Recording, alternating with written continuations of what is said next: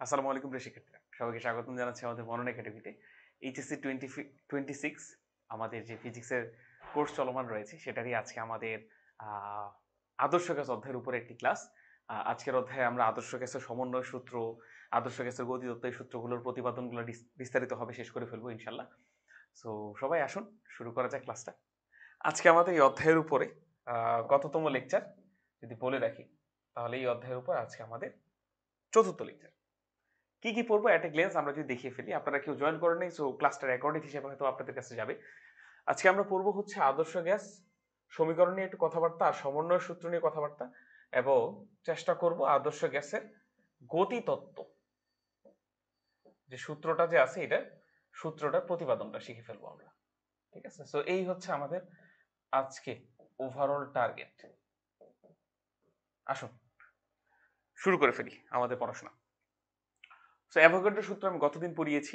Avogadro সূত্রটার মূল কথা ছিল যে কোনো একটা গ্যাসকে যদি একটা ভি আয়তনে রাখেন, সেখানে ওই গ্যাসটা যতগুলা মলিকিউল, ভি আয়তনে যতগুলো মলিকিউল থাকবে, অন্য একটা গ্যাসকেও যদি একই আয়তনে রাখেন, তাহলে সেই গ্যাসেরও একই সংখ্যক মলিকিউল থাকবে, যদি দুইটা গ্যাসেরই আমরা প্রেসার আর টেম্পারেচার একই রাখতে চাই। সো প্রেসার আর টেম্পারেচার সেম রাখতে হলে দুইটা ভিন্ন গ্যাসকে, ধর দুইটা ভিন্ন গ্যাস ভিন্ন কন্টেনার রেখেছি, কিন্তু তাদের প্রেসার আর টেম্পারেচার সেম রাখতে চাচ্ছি, তাহলে ভিন্ন কন্টেনার হলেও তাদের কন্টেনারের আয়তন থাকা লাগবে সেম, এবং ওই অনুযায়ী তাদের মলিকিউল সংখ্যা রাখা লাগবে। যদি সেম মলিকিউল সেম আয়তনে রাখা হয়, তাহলে দুইটা গ্যাসেরই প্রেসার আর টেম্পারেচার একই পাওয়া যাবে। এটা হচ্ছে মোট কথা। আর যদি ভলিউম বাড়াতে চান, তাহলে ওই হিসেবে মলিকিউল সংখ্যা বাড়াতে পারেন। ইভেনচুয়ালি প্রেসার আর টেম্পারেচার আপনার হচ্ছে সেম থাকবে। এগুলো আমি গত ক্লাসে বুঝিয়েছি। সো এখান থেকে ফাইনালি আমরা পেয়েছিলাম V is proportional to number of মোল। কারণ নাম্বার অফ মলিকিউল নিয়ে তো আমরা হিসাব কিতাব করি না, আমরা নাম্বার অফ মোল হিসাব করি। এক্ষেত্রেও এই যে কন্ডিশন হচ্ছে সেম থাকবে, প্রেসার আর টেম্পারেচার সেম থাকার জন্য এই সূত্রটা অ্যাপ্লিকেবল। সো দুইটা ভিন্ন ভিন্ন গ্যাস, নাইট্রোজেন আর হাইড্রোজেন, এই দুইটা কন্টেনারে যদি আমরা সেম প্রেসার, এখানেও প্রেসার পি, এখানেও যদি প্রেসার পি, এখানে টেম্পারেচার টি, এখানেও যদি টেম্পারেচার টি রাখতে চাই, তাহলে এইখানে যত সংখ্যক মলিকিউল থাকবে বা যত মোল গ্যাস থাকবে, এন মোল যদি গ্যাস থাকে, এইখানেও এন মোল গ্যাসই থাকবে। ওকে, এই হচ্ছে ওভারঅল বিষয়। সেগুলো আমি সবকিছু কথাবার্তা বলেছি, সেগুলো বাদ আজকে আমরা আদর্শ গ্যাসের সমীকরণটা নিয়ে একটু অ্যাট এ গ্ল্যান্স বলে যাব। আদর্শ গ্যাসের যে সমীকরণগুলো যে ছিল, আদর্শ গ্যাস সূত্র এই পর্যন্ত যেগুলো পড়লাম, বয়েল, চার্লস, গেলুসাক, আর একটা হচ্ছে অ্যাভোগাড্রো সূত্র। সো এর মধ্যে আমরা গেলুসাকের সূত্রটা স্কিপ করছি, কারণ সেটা প্রেসার আর টেম্পারেচারের মধ্যে রিলেশন। আমরা বয়েল, চার্লস এবং হচ্ছে অ্যাভোগাড্রো সূত্রটা নিচ্ছি ভলিউমের সাথে কার কার রিলেশন। সো বয়েলের সূত্র ভলিউম আর প্রেসার হচ্ছে ইনভার্সলি প্রপোর্শনাল। কখন ভাই? যখন টেম্পারেচার আর number of mole constant. Volume আর টেম্পারেচার কনস্ট্যান্ট চার্লসের সূত্র অনুযায়ী যখন প্রেসার আর নাম্বার অফ মোল কনস্ট্যান্ট। আর ভলিউম আর নাম্বার অফ মোল সমানুপাতিক অ্যাভোগাড্রো সূত্র অনুযায়ী যখন প্রেসার আর টেম্পারেচার কনস্ট্যান্ট। তাহলে আমরা যদি উপরে তিনটা সূত্র তাকাই, তিনটা সূত্রতেই দুইটা করে চলক থাকছে। এখানে একটা চলক, এই একটা চলক, একটা চলক, একটা চলক, একটা চলক, একটা চলক, এবং দুইটা করে ধ্রুবক থাকছে। সো আমি যদি কাউকে ধ্রুবক না রেখে সবাইকে চলক হিসেবে রাখতে চাই, তাহলে আমরা এরকম একটা জিনিস লিখতে পারি যে ভলিউম একই সাথে প্রেসারের সাথে ব্যস্তানুপাতিকভাবে চেঞ্জ হবে, টেম্পারেচারের সাথে ডিরেক্টলি চেঞ্জ হবে, এবং নাম্বার অফ মোলের সাথে ডিরেক্টলি চেঞ্জ হবে, ডিরেক্টলি সমানুপাতিক। এখন এখানে আর কেউ ধ্রুবক নেই, সবাই চলক। সো ইভেনচুয়ালি এইটা জিনিস সমাধান করে আমরা এরকম একটা রাশি পেয়েছিলাম। আপনাদের নিশ্চয়ই মনে আছে, সেটা আমি গত ক্লাসে দেখিয়েছি, পিভি সমান এনআরটি। এই হচ্ছে ওভারঅল আমাদের আদর্শ গ্যাসের সমীকরণের সূত্র। এখন আপনাদেরকে আমি জাস্ট কয়েকটা কথা মুখে বলে দিব। আদর্শ গ্যাসের এই সমীকরণটা কার ক্ষেত্রে অ্যাপ্লিকেবল? বয়েলের সূত্র, চার্লসের সূত্র, গেলুসাকের সূত্র, অ্যাভোগাড্রোর সূত্র, চারটা সূত্রেরই কিন্তু কম্বাইন্ড ভার্সন হচ্ছে এটা। আমি জাস্ট আপনাকে এখানে গেলুসাকের সূত্রটা আছে কিনা জাস্ট প্রমাণ করে দেখাচ্ছি। দেখুন, আমরা এই সূত্রটাতে গেলুসাকের সূত্রটা খোঁজার ট্রাই করি। সো গেলুসাকের সূত্র অনুযায়ী দেখেন, আমরা যদি এই জায়গাটাতে একটা কাজ করি, দেখেন প্রেসারকে এক পাশে রাখলাম, আর এই পাশে আমি ভলিউমকে ভাগ করে দিলাম, n R by V into T লেখা যায়, তাই না?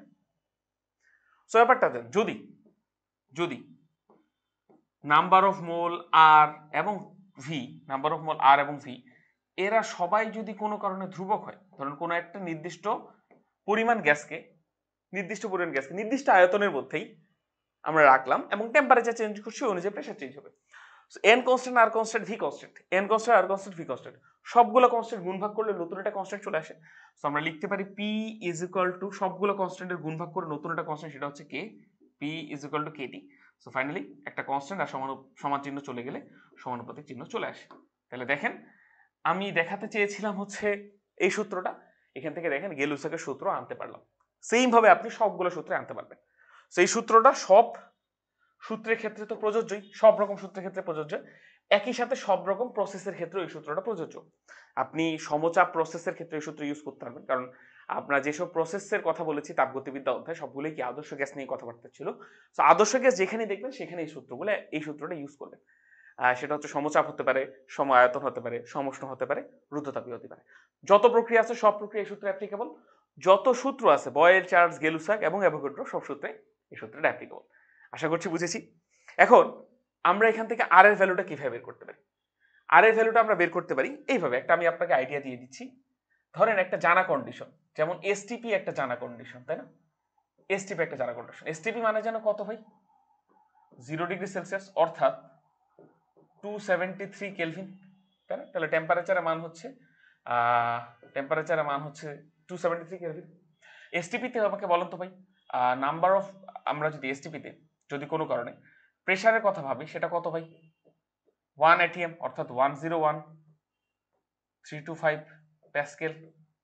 আমি যদি ভলিউমের কথা ভাবি, আমি যদি নাম্বার অফ মোলের কথা ভাবি, 1 মোল গ্যাসের, মনে রাখবেন 1 মোল গ্যাসের এসটিপিতে আয়তন হচ্ছে 22.4 লিটার। লিটারকে আবার যদি মিটার কিউবে নিতে চাই তাহলে ইন্টু 10⁻³ মিটার কিউব চলে আসবে। তখন এখানে আর এই যে লিটারটা থাকবে না। এই হচ্ছে ঘটনা, 22.4 ইন্টু 10⁻³ মিটার কিউব। সো দেখেন এসটিপিতে আমরা temperature, pressure, volume, number of মোল জানি। তাহলে এই সবগুলো জিনিস যদি এখানে ইউজ করেন এসটিপিতে, পি জানেন, ভি জানেন, এন জানেন, টি জানেন, সব জানা মানগুলো যদি বসিয়ে ফেলেন এসটিপিতে, যেহেতু সবকিছু আমরা জানি, তাহলে ওখান থেকে আপনি আর এর একটা ভ্যালু ক্যালকুলেট করে ফেলতে পারবেন, আর একটা সামথিং ভ্যালু ক্যালকুলেট করে ফেলতে পারবেন। এবং যে মানটা আসবে সেটার একক কি হবে ভাই? যেহেতু এসআই একক নিয়েছি সব দেখেন, তাহলে সেটার একক আসবে জুল পার মোল পার কেলভিন, জুল পার মোল পার কেলভিন। সেম ভাবে এসটিপিতে আপনি এককগুলোকে কেলভিন এককে, সিজিএস এককে রাখেন, তাহলে আপনি আর এর একটা অন্য ভ্যালু পাবেন, তখন পাবেন জুলের পরিবর্তে পাবেন আর্ক পার মোল পার কেলভিন। এই এককগুলোকে আপনি লিটার অ্যাটমসফিয়ারে রাখেন, টেম্পারেচারকে কেলভিনে রাখেন, প্রেসারকে অ্যাটমসফিয়ারে রাখেন, ভলিউমকে লিটারে রাখেন, তাহলে আপনি আর এর একটা একক মানে একটা মান পাবেন যেটা একক হবে লিটার অ্যাটমসফিয়ার পার মোল পার কেলভিন। সে মানগুলা কি, প্রসেসটা কিভাবে আসে এটার থেকে বড় বিষয়, মানগুলো আমাদের মুখস্থ রাখা লাগবে। সো আর এর মান এসে এককে ভাই 8.314 জুল পার মোল পার কেলভিন। আর এর মান লিটার অ্যাটমসফিয়ার একক, এটা কিন্তু পাশে লিখে দিচ্ছি, এটা লিটার অ্যাটমসফিয়ার একক, ওকে? লিটার অ্যাটমসফিয়ার একক, লিটার অ্যাটমসফিয়ার এককে। আর এর মান হচ্ছে 0.0821 লিটার অ্যাটমসফিয়ার পার মোল পার কেলভিন। আর এর মানে হচ্ছে সিজিএস এককে 8.314 × 10⁻⁷ আর পার মোল পার কেলভিন।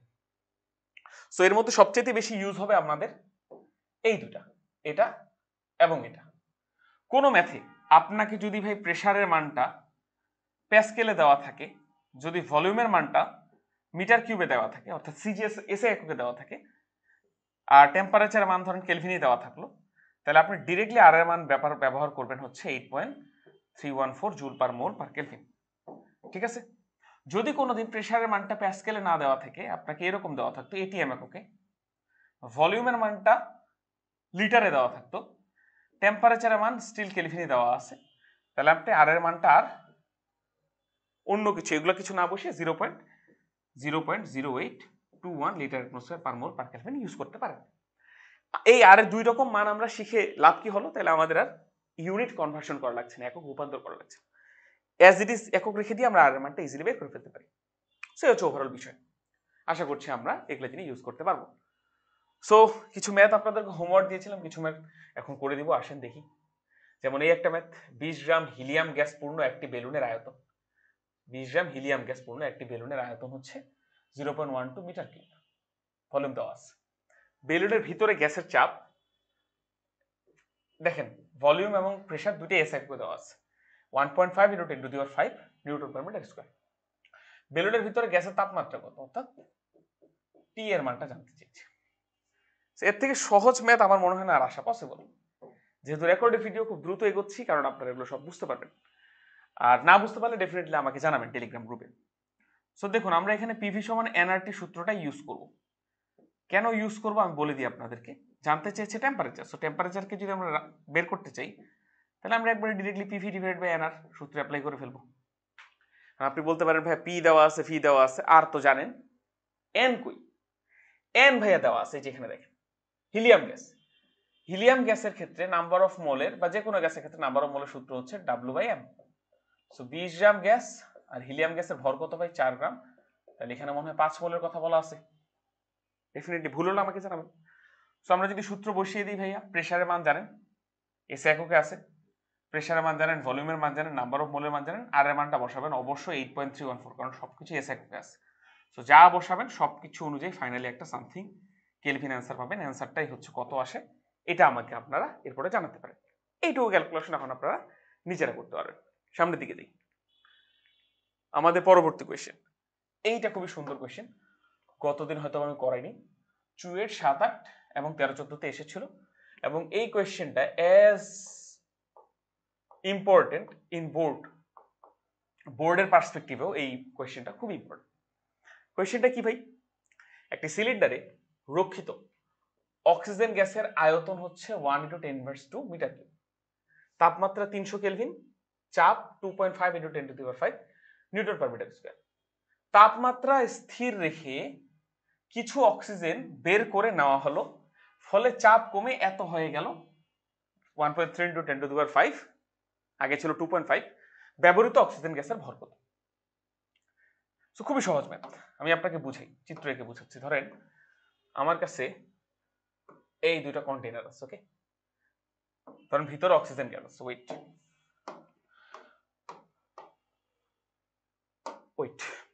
এই যে ধরেন ভিতরে অক্সিজেন গ্যাস আছে, এই যে এগুলো হচ্ছে অক্সিজেন গ্যাসের মলিকিউল, ওকে?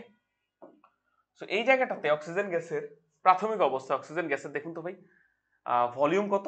1 × 10⁻² মিটার কিউব। তার মানে গ্যাসের ভলিউম হচ্ছে 1 × 10⁻² মিটার কিউব। তাহলে 10⁻² মিটার কিউব লেখা যায় এখানে গ্যাসের ভলিউম এটা। তাপমাত্রা কত ভাই? তাপমাত্রা হচ্ছে 300 কেলভিন, তাপমাত্রা 300 কেলভিন। আর চাপ কত ভাই? 2.5 × 10⁵। চাপ P সমান 2.5 × 10⁵ নিউটন পার মিটার স্কয়ার বা প্যাসকেল লেখা যায়, ওকে? ধরে নিলাম এখানে কতটুকু গ্যাস আছে, ধরে নিচ্ছি আমরা N1 মোল গ্যাস আছে, ওকে ভাই? এরপর করলো কি দেখুন, তাপমাত্রা স্থির রেখে কিছু অক্সিজেন গ্যাস বের করে নেওয়া হলো, মানে ওই সিলিন্ডার থেকে বের করে নেওয়া হয়েছে, ফলে চাপ কমে যাবে, অল্প গ্যাস অল্প চাপ দিবে, স্বাভাবিক। ব্যবহৃত অক্সিজেন গ্যাসের ভর কত? সো এবার যে মজার বিষয় যেটা, সেটা হচ্ছে এরকম, দেখেন একটা জিনিস, ধরেন আমি এই কন্টেইনারটাকে যদি এখানে কপি করে নিই, এই যে কপি করলাম, কিছু গ্যাস বের করে নেওয়ার পর ডেফিনেটলি এখানে আর আগের মতো মলিকিউল থাকবে না, ধরেন 2-4টা কমে গেল। কমে যাওয়ার পরে এখন গ্যাসের মোল সংখ্যা কত হয়ে যাবে? N2 হয়ে যাবে। এখন গ্যাসের মোল সংখ্যা কত হবে ভাই?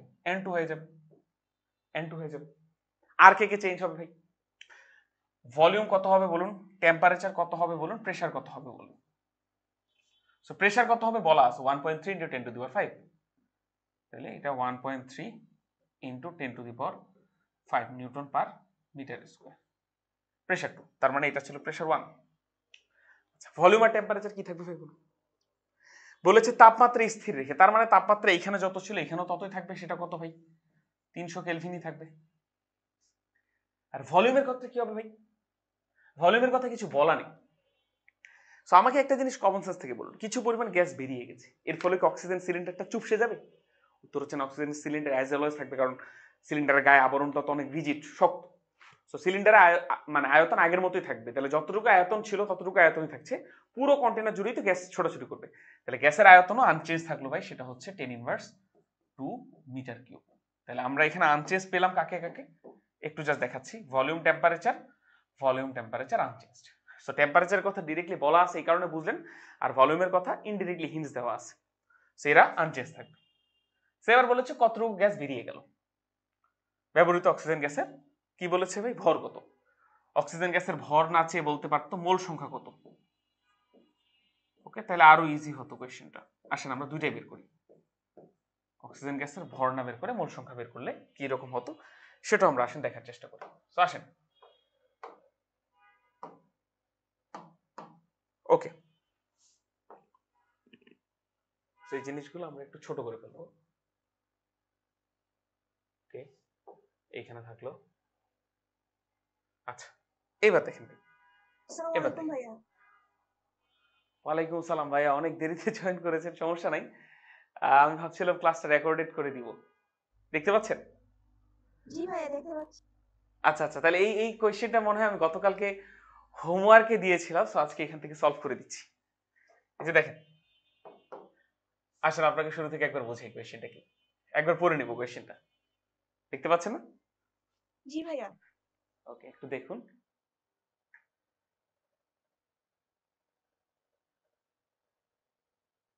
স্পটলাইট কোথায়?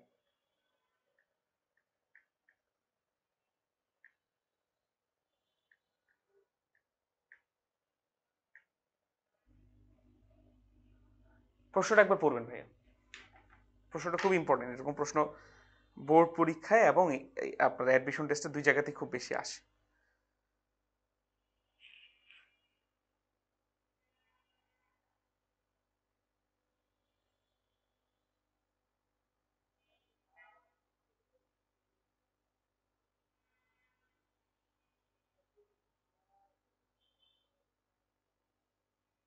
ভাইয়া পড়ছি।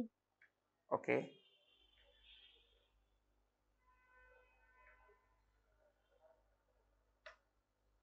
হ্যাঁ এবার স্পটলাইট করে দিলাম, বের হয়ে যাই। ওকে, আচ্ছা, তো কি বলেছে ভাই, আমি প্রশ্নটা বুঝাচ্ছি আপনাকে। দেখুন, আমার কাছে একটা কন্টেনার আছে, যে কন্টেনারে N1 মোল গ্যাস আছে ধরে নিচ্ছি। এরপর ওই কন্টেনারে ভলিউম দেওয়া আছে, টেম্পারেচার দেওয়া আছে, তাই না? এবং প্রেসার দেওয়া আছে। এই যে কন্টেনারে গ্যাসের আয়তন দেওয়া আছে, তাপমাত্রা দেওয়া আছে এবং প্রেসার দেওয়া আছে। আছে, কিছু পরিমাণ গ্যাস বেরিয়ে গেল, তাহলে মোল সংখ্যা কি N1 থাকবে নাকি কিছুটা কমে যাবে? কিছুটা কমে যাবে, মোল সংখ্যা কমে হয়ে গেলে N2। আচ্ছা, প্রেসার কত হয়ে গেল ভাই? যেহেতু গ্যাস কমে গিয়েছে, সো চাপ কমে হয়ে গেল এত, সো প্রেসারের মানটা এত হয়ে গেল। কিন্তু টেম্পারেচার এখন কত হবে? ধারণা দিয়েছে টেম্পারেচার স্থির থাকবে, সো টেম্পারেচার আগের মতো করে স্থির রাখলাম, 300 কেলভিন ছিল, এখানেও 300 কেলভিন। এবার মূল কথা, ভলিউম কত হবে, আগের থেকে কমবে নাকি বাড়বে? সো এটা খুব রিয়েলাইজেশন একটা বিষয়। সেটা হচ্ছে ভাইয়া, কন্টেনারের মধ্যে আছে গ্যাস, এবং একটা কন্টেনারের যে আবরণটা, এটা অনেক রিজিড বা শক্ত থাকে। সো এখান থেকে কিছু পরিমাণ গ্যাস যদি আপনি বেরও করে ফেলেন, এমনকি হয় কখন অগ্নি নিরাপন যন্ত্রে মনে দেখেছেন, কিছু পরিমাণ গ্যাস বের হয়ে যাওয়ার পর ওটা কি চুপসে যায়? বা আপনার বাসা বাড়িতে যে সিলিন্ডারের গ্যাস, আপনারা গ্যাস মানে চুলার মধ্যে যে আগুন ধরিয়ে রাখেন, সেখান থেকে গ্যাস কমতে থাকে কন্টিনিউয়াসলি, সেই সিলিন্ডার কি চুপসে যায়? উত্তর হচ্ছে না, সিলিন্ডার তো সিলিন্ডারের মতোই থাকে, কারণ সিলিন্ডারের আবরণটা অনেক স্ট্রং থাকে। সো গ্যাস কমে গিয়েছে, বাট সিলিন্ডারের আয়তন অ্যাজ ইট ইজ থাকবে। সো এইবারও এই যে অনুকূলগুলা, গ্যাসের যে মলিকিউলগুলো আছে, এটা পুরো সিলিন্ডার জুড়ে ছোটাছুটি করবে। আর গ্যাসের সিলিন্ডার যে যতটুকু আয়তন জুড়ে মলিকিউলগুলো ছোটাছুটি করতে পারে, সেটাকেই তো আমরা বলি গ্যাসের আয়তন। সো গ্যাসের আয়তন আনচেঞ্জ থাকবে। সো টেম্পারেচারের কথা ডিরেক্টলি বলা আছে আনচেঞ্জ, আর ভলিউমের কথা আমাদের বুঝে নেওয়া লাগবে যে ভলিউম আনচেঞ্জ থাকবে। এটা কি বুঝতে পেরেছি? হ্যাঁ ভাইয়া বুঝতে পারছি। আচ্ছা, এবার বললো যে কতটুকু গ্যাস বেরিয়ে গেল। সো আসেন আমরা এটা দুইটা প্রশ্নে ভাগ করতে পারি। একটা হচ্ছে কত মোল গ্যাস বেরিয়ে গেল, এরকম একটা প্রশ্নে ভাগ করতে পারি। এটা ধরুন 1 নম্বর প্রশ্ন। আর 2 নম্বর প্রশ্ন হচ্ছে কত ভরের গ্যাস বেরিয়ে গেল, ব্যবহৃত অক্সিজেন গ্যাসের ভর কত। সো আসেন দুইটাই বের করে ফেলি। প্রথম যদি আমরা বের করি যে কতটুকু গ্যাস বেরিয়ে গেল, তাহলে আমরা এইটা বের করতে পারি না ভাই, মোল সংখ্যার পরিবর্তন। কতটুকু মোল বেরিয়ে গিয়েছে, আগে ছিল N1 মোল গ্যাস, পরে হয়ে আছে N2 মোল গ্যাস। তাহলে এদের বিয়োগফলটাই কি হবে ভাই? বের হয়ে যাওয়া অক্সিজেন গ্যাসের মোল সংখ্যা না, জি ডেলেনটাই ভাইয়া। হবে ব্যবহৃত হয়। আচ্ছা ঠিক আছে, এবার জানেন আমরা পিভি সমান এনআরটি সূত্র থেকে, পিভি সমান এনআরটি, তাহলে এন সমান কি? PV by RT. সো এখান থেকে ইজিলি বের করে ফেলতে পারি। এই কন্ডিশনে আপনি আদর্শ গ্যাসের ফর্মুলাটা বসান। কি লিখবেন ভাই? PV divided by RT. এই কন্ডিশনে আদর্শ গ্যাসের ফর্মুলাটা বসান, এন টুর জায়গায় কি লিখতে পারেন? PV divided by RT. যেহেতু দেখেন এখানে 1 নাম্বার গ্যাস, তাহলে এখানে প্রেসার ছিল P1, এখানে 2 নাম্বার কন্ডিশন, এখানে ছিল প্রেসার P2, আর বাদ বাকি ভিআরটি দুই কন্ডিশনই সেম না ভাই? বলুন। জি ভাইয়া। তাহলে আমরা easily V by RT common নিতে পারি। তাহলে ভিতরে থাকে প্রেসার 1 মাইনাস প্রেসার 2। তো এটাই হচ্ছে ব্যবহৃত অক্সিজেন গ্যাসের মোল সংখ্যা বের করার কৌশল। সো ভি এর মান আপনি জানেন 10^2, আর এর মান জানেন 8.3124 হবে, কারণ কি ভলিউমকে দেওয়া আছে মিটার কিউবে আর প্রেসারকে দেওয়া আছে নিউটন পার মিটার স্কয়ার, অর্থাৎ ভলিউম আর প্রেসারকে দেওয়া আছে এসে এখন। সো আর এর মান 8.314 বসাবো। টি এর মান 300 কেলভিন। P1 থেকে P2 এর মান বিয়োগ করতে পারেন, এই মান থেকে এই মান বিয়োগ দিবেন। 2.5 থেকে 1.3 বিয়োগ দিলে আসে 1.2। সো এইখানে বিয়োগফলটা আসবে 1.2 ইন্টু 10⁵। পুরোটাই যদি ক্যালকুলেট করেন, তাহলে ধরেন কিছু একটা মান পেলেন, সামথিং মোল পাবেন। বুঝতে পেরেছি ভাই? জি ভাইয়া। ক্লিয়ার হয়েছে? আচ্ছা, এবার আসেন এবার এবার আরো ইন্টারেস্টিং একটা টপিক। এবার ভাই দেখেন তো ভাই, মোল সংখ্যার সূত্র কি ভাই? W divided by capital M না? ভর ভাগ মোলার ভর, ভর ভাগ মোলার ভর, নিশ্চয়ই জানেন এটা, ভর ভাগ মোলার ভর। এখন দেখেন, আমি যদি কোনো জায়গায় গ্যাসের পরিমাণ কমিয়ে দিই বা গ্যাসের পরিমাণ বাড়িয়ে দিই, গ্যাসের পরিমাণ চেঞ্জ করি, অর্থাৎ ডাব্লিউ কে যদি আমি ডেল ডাব্লিউ করে ফেলি, তাহলে আমাকে বলেন গ্যাসের পরিমাণ বাড়াই আর কমায়, অক্সিজেন গ্যাসই থাকবে। সো নাম্বার অফ মানে মোলার গ্যাসের যে ভরটা আছে সেটা তো আনচেঞ্জ থাকবে, কারণ গ্যাসটা কি থাকবে, অক্সিজেন কমে গেলেও তো অক্সিজেন গ্যাস থাকবে, গ্যাসের প্রকৃতি তো চেঞ্জ হবে না। তাহলে মোলার ভরটা চেঞ্জ হবে না, শুধুমাত্র উপস্থিত গ্যাসের ভরটা চেঞ্জ হবে, ডেল এন হয়ে গেল। ওই অনুযায়ী এখানে আমরা লিখতে পারি, ওই অনুযায়ী আমরা এখানে লিখে দিতে পারি del N. So del N সমান ডেল ডাব্লিউ বাই এম। বুঝেছি ব্যাপারটা? হ্যাঁ ভাইয়া। সো ডেল ডাব্লিউ সমান লিখতে পারি del N into capital N. তো এখান থেকে আপনি ডেল এন এর একটা ভ্যালু পেলেন, একটু আগে ক্যালকুলেট করেছেন, সেটা করে নেবেন পরবর্তীতে, ইন্টু কার কোন গ্যাসের কথা বলা হয়েছে ভাই? Oxygen gas.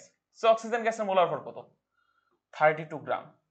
So 32 gram into কত মোল গ্যাস বেরিয়ে গেছে সেই মানটা, 32 গ্রামের সাথে কত মোল গ্যাস বেরিয়ে গেছে সেটা যদি গুণ করে ফেলেন, তাহলে উত্তর চলে আসবে সামথিং গ্রাম। এবং এই সামথিং গ্রামটা কি, কত টুকু ভর, কত পরিমাণে ভরের গ্যাস বেরিয়ে গিয়েছে, সেটা হচ্ছে ব্যবহৃত অক্সিজেনের ভর, ব্যবহৃত অক্সিজেন এর ভর। এটাই হচ্ছে আমাদের কাছে জানতে চেয়েছি, এটাই হচ্ছে অ্যানসার। বলুন বুঝেছি কিনা? জি ভাইয়া, বুঝতে পারছি। আরেকবার কি রিপিট করব নাকি বুঝেছি? ফিজু বুঝতে পারছি না। ভাই ওকে, বুঝছি। আচ্ছা তাহলে আসেন এবার একটা খুবই সুন্দর কোয়েশ্চেন, এটা হোমওয়ার্ক দিয়েছিলাম, আপনারা কেউ সাবমিট করেন নাই, সো আমি এখন সলভ করিয়ে দিব। এটা এসেছিল আইআইটি 1987 সালে, খুবই সুন্দর কোয়েশ্চেন। এখন দেখতেই পাচ্ছেন ভার্সিটি, ঢাকা ইউনিভার্সিটির অ্যাডমিশন টেস্টের কোয়েশ্চেনও মনে হচ্ছে ইঞ্জিনিয়ারিং এর যে কোনো কোয়েশ্চেনের থেকেও টাফ। তো এখন কিন্তু প্রস্তুতিটা একটু ভালো রকম করাই লাগবে। তো আসলে এই কোয়েশ্চেনটা সলভ করি। পরীক্ষাগারে এমন একটি আদর্শ গ্যাস পাওয়া গেল, অবশ্যই সেটা আদর্শ গ্যাস, কিন্তু একটু ভিন্ন টাইপের আদর্শ গ্যাস, যা অতিরিক্ত একটি সূত্র P square V is equal two ধ্রুবক মেনে চলে। আমরা নর্মালি যে সূত্রটা পড়েছিলাম সেটা হচ্ছে পিভি ইজ ইকুয়াল টু ধ্রুবক, সেটা হচ্ছে বয়েলের সূত্র। তো সকল আদর্শ গ্যাস এই সূত্রটা মেনে চলে, এটা সঠিক। কিন্তু পরীক্ষাগারে বিশেষ একটা গ্যাস পাওয়া গিয়েছে যেটা এই সূত্রটাও মেনে চলে, P square V is equal two ধ্রুবক। এটা একটা বিশেষ gas.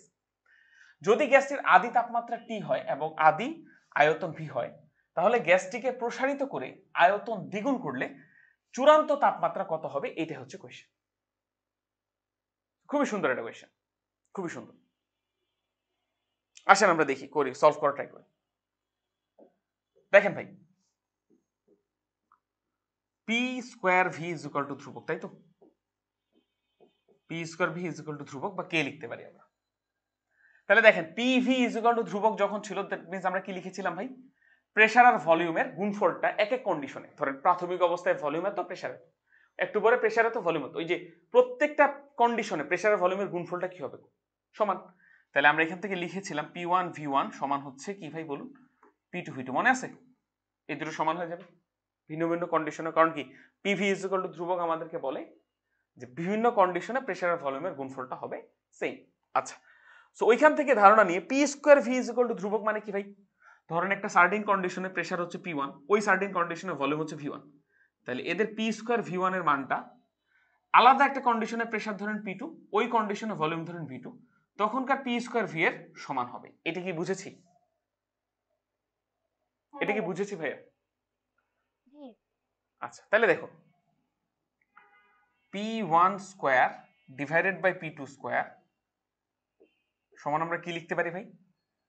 V two divided by V one. লেখা যায় না? আমার তো মনে হয়ে যায়, আমার তো মনে হয়ে যায়। তো ফাইনালি দেখুন এই লাইনটাকে উপরে নিয়ে গেলাম।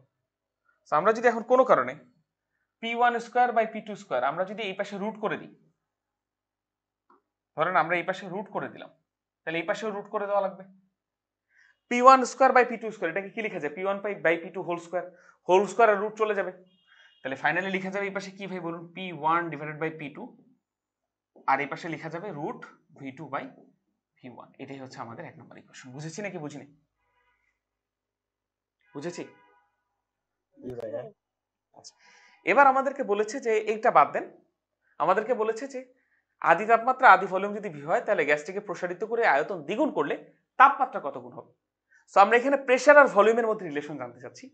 সো এখন সামহাও আমরা টেম্পারেচারের সাথে প্রেসার আর ভলিউমের রিলেশনটা কি এটা আনতে চাই, কারণ তাপমাত্রা কত গুণ হবে সেটা জানতে চেয়েছি। এখানে আমরা ভলিউমকে যদি 2v করি আর v1 কে যদি v1ই রাখি আর এখানে 2v1 যদি করি তাহলে কাটাকাটি করে p2 এর মান p1 এর কত গুণ হবে এটা বের করে ফেলতে পারবেন এখান থেকে, বাট এটা চাইনি, চেয়েছে টেম্পারেচার কত গুণ হবে। সো এই রিলেশন থেকে আমাদেরকে আনা লাগবে এই রিলেশনের মধ্যে কোন হবে টেম্পারেচার। সো এখানে টেম্পারেচার কিভাবে আনবো ভাই? সো এটা হিন্টস দেওয়া আছে। হিন্টসটা কি? কোন গ্যাস ভাই? আদর্শ গ্যাস। আদর্শ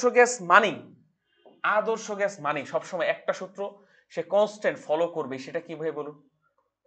পিভি সমান এনআরটি বলতে পারি আমরা, বলতে পারি। আচ্ছা আচ্ছা এবার দেখেন আমরা আর সমান কি বলতে পারি ভাই? পিভি ডিভাইডেড বাই, বা আমরা এন সমান কি বলতে পারি ভাই? এন সমান বলতে পারি আমরা পিভি ডিভাইডেড বাই আরটি, না বলতে পারি, কোনো অসুবিধা নেই। ধরেন কোন একটা সার্টেন কন্ডিশনে, কারণ কোন একটা সার্টেন কন্ডিশনে কোন একটা গ্যাস আছে, ওকে, এগুলো হচ্ছে গ্যাসের অণুগুলা। কোন একটা সার্টেন কন্ডিশনে কোন একটা গ্যাস আছে, এই সার্টেন কন্ডিশনে গ্যাসের চাপ হচ্ছে P1, ভলিউম হচ্ছে V1, টেম্পারেচার হচ্ছে T1। এবার আমি এই গ্যাসটাকেই কিছু একটা করলাম, কি করতে পারে আমরা সবসময় দেখেছি, আমরা ম্যাক্সিমাম টাইমে তাপমাত্রা বাড়িয়ে দিই, তো বাইরে থেকে তাপ দিলাম।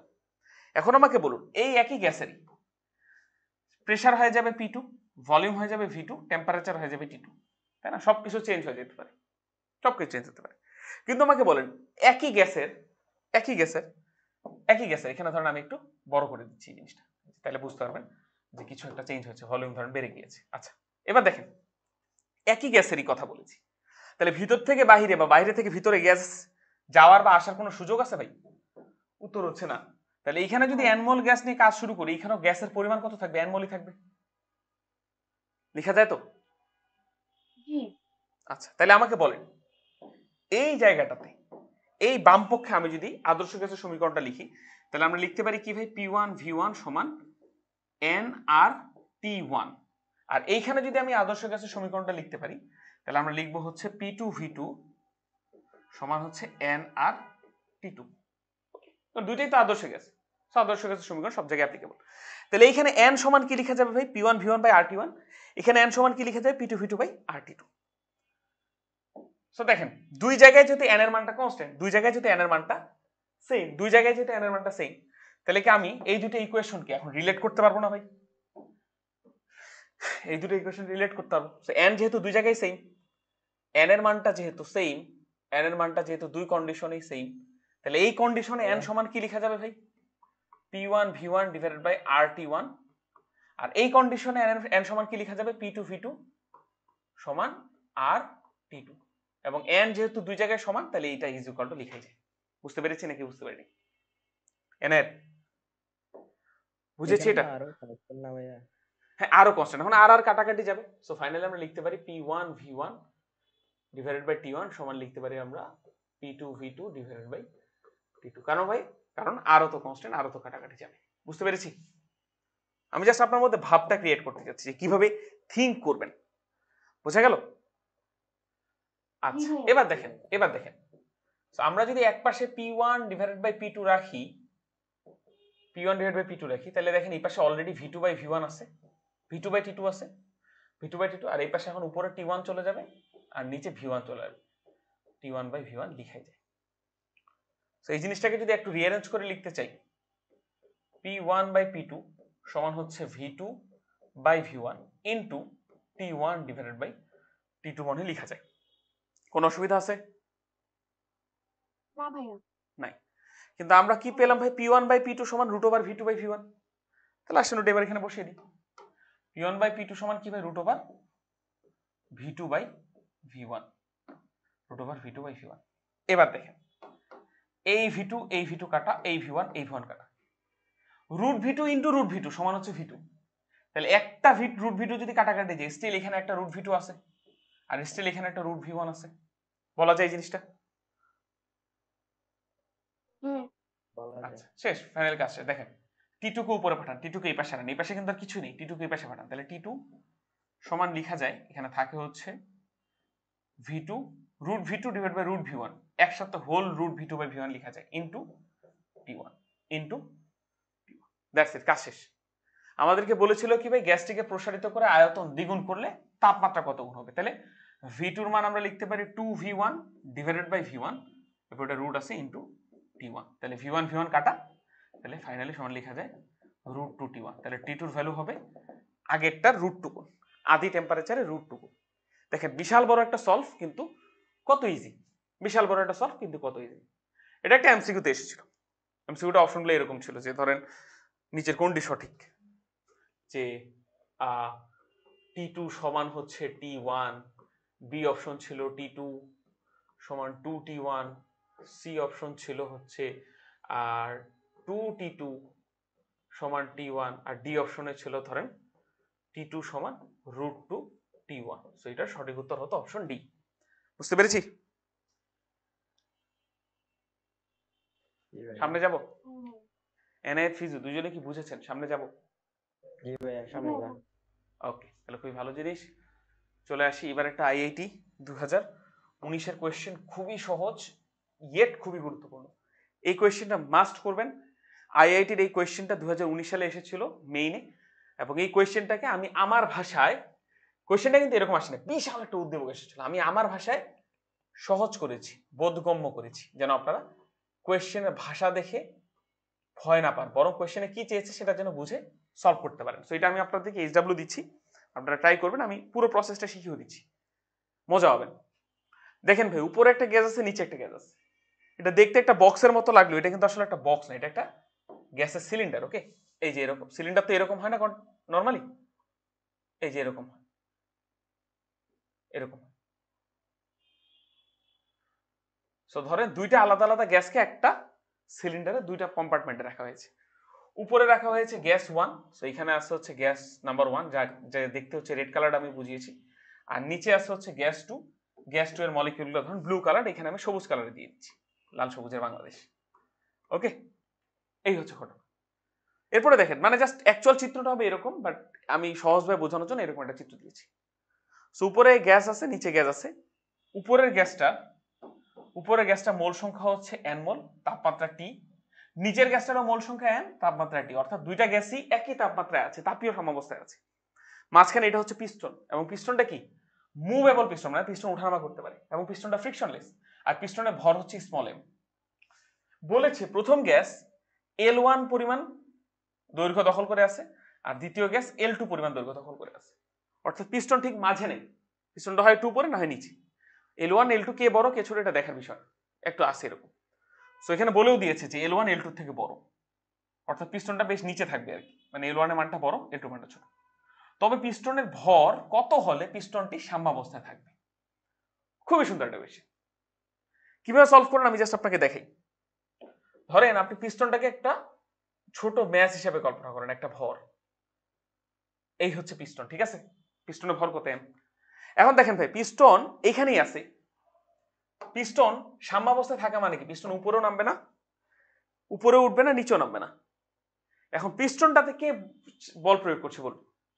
নিচে আছে গ্যাস টু দেখেন তো ভাই কন্টিনিউয়াসলি পিস্টনকে উপরের দিকে বল প্রয়োগ করছে না, পিস্টনকে উপরে উঠাতে যাচ্ছে। উপরে আছে গ্যাস 1, দেখেন তো ভাই গ্যাস 1 কন্টিনিউয়াসলি নিচের দিকে বল প্রয়োগ করছে, পিস্টনকে নিচে নামাতে যাচ্ছে। কারণ আপনি বলতে পারেন ভাই বল কই, এখানে তো চাপ প্রয়োগ করে।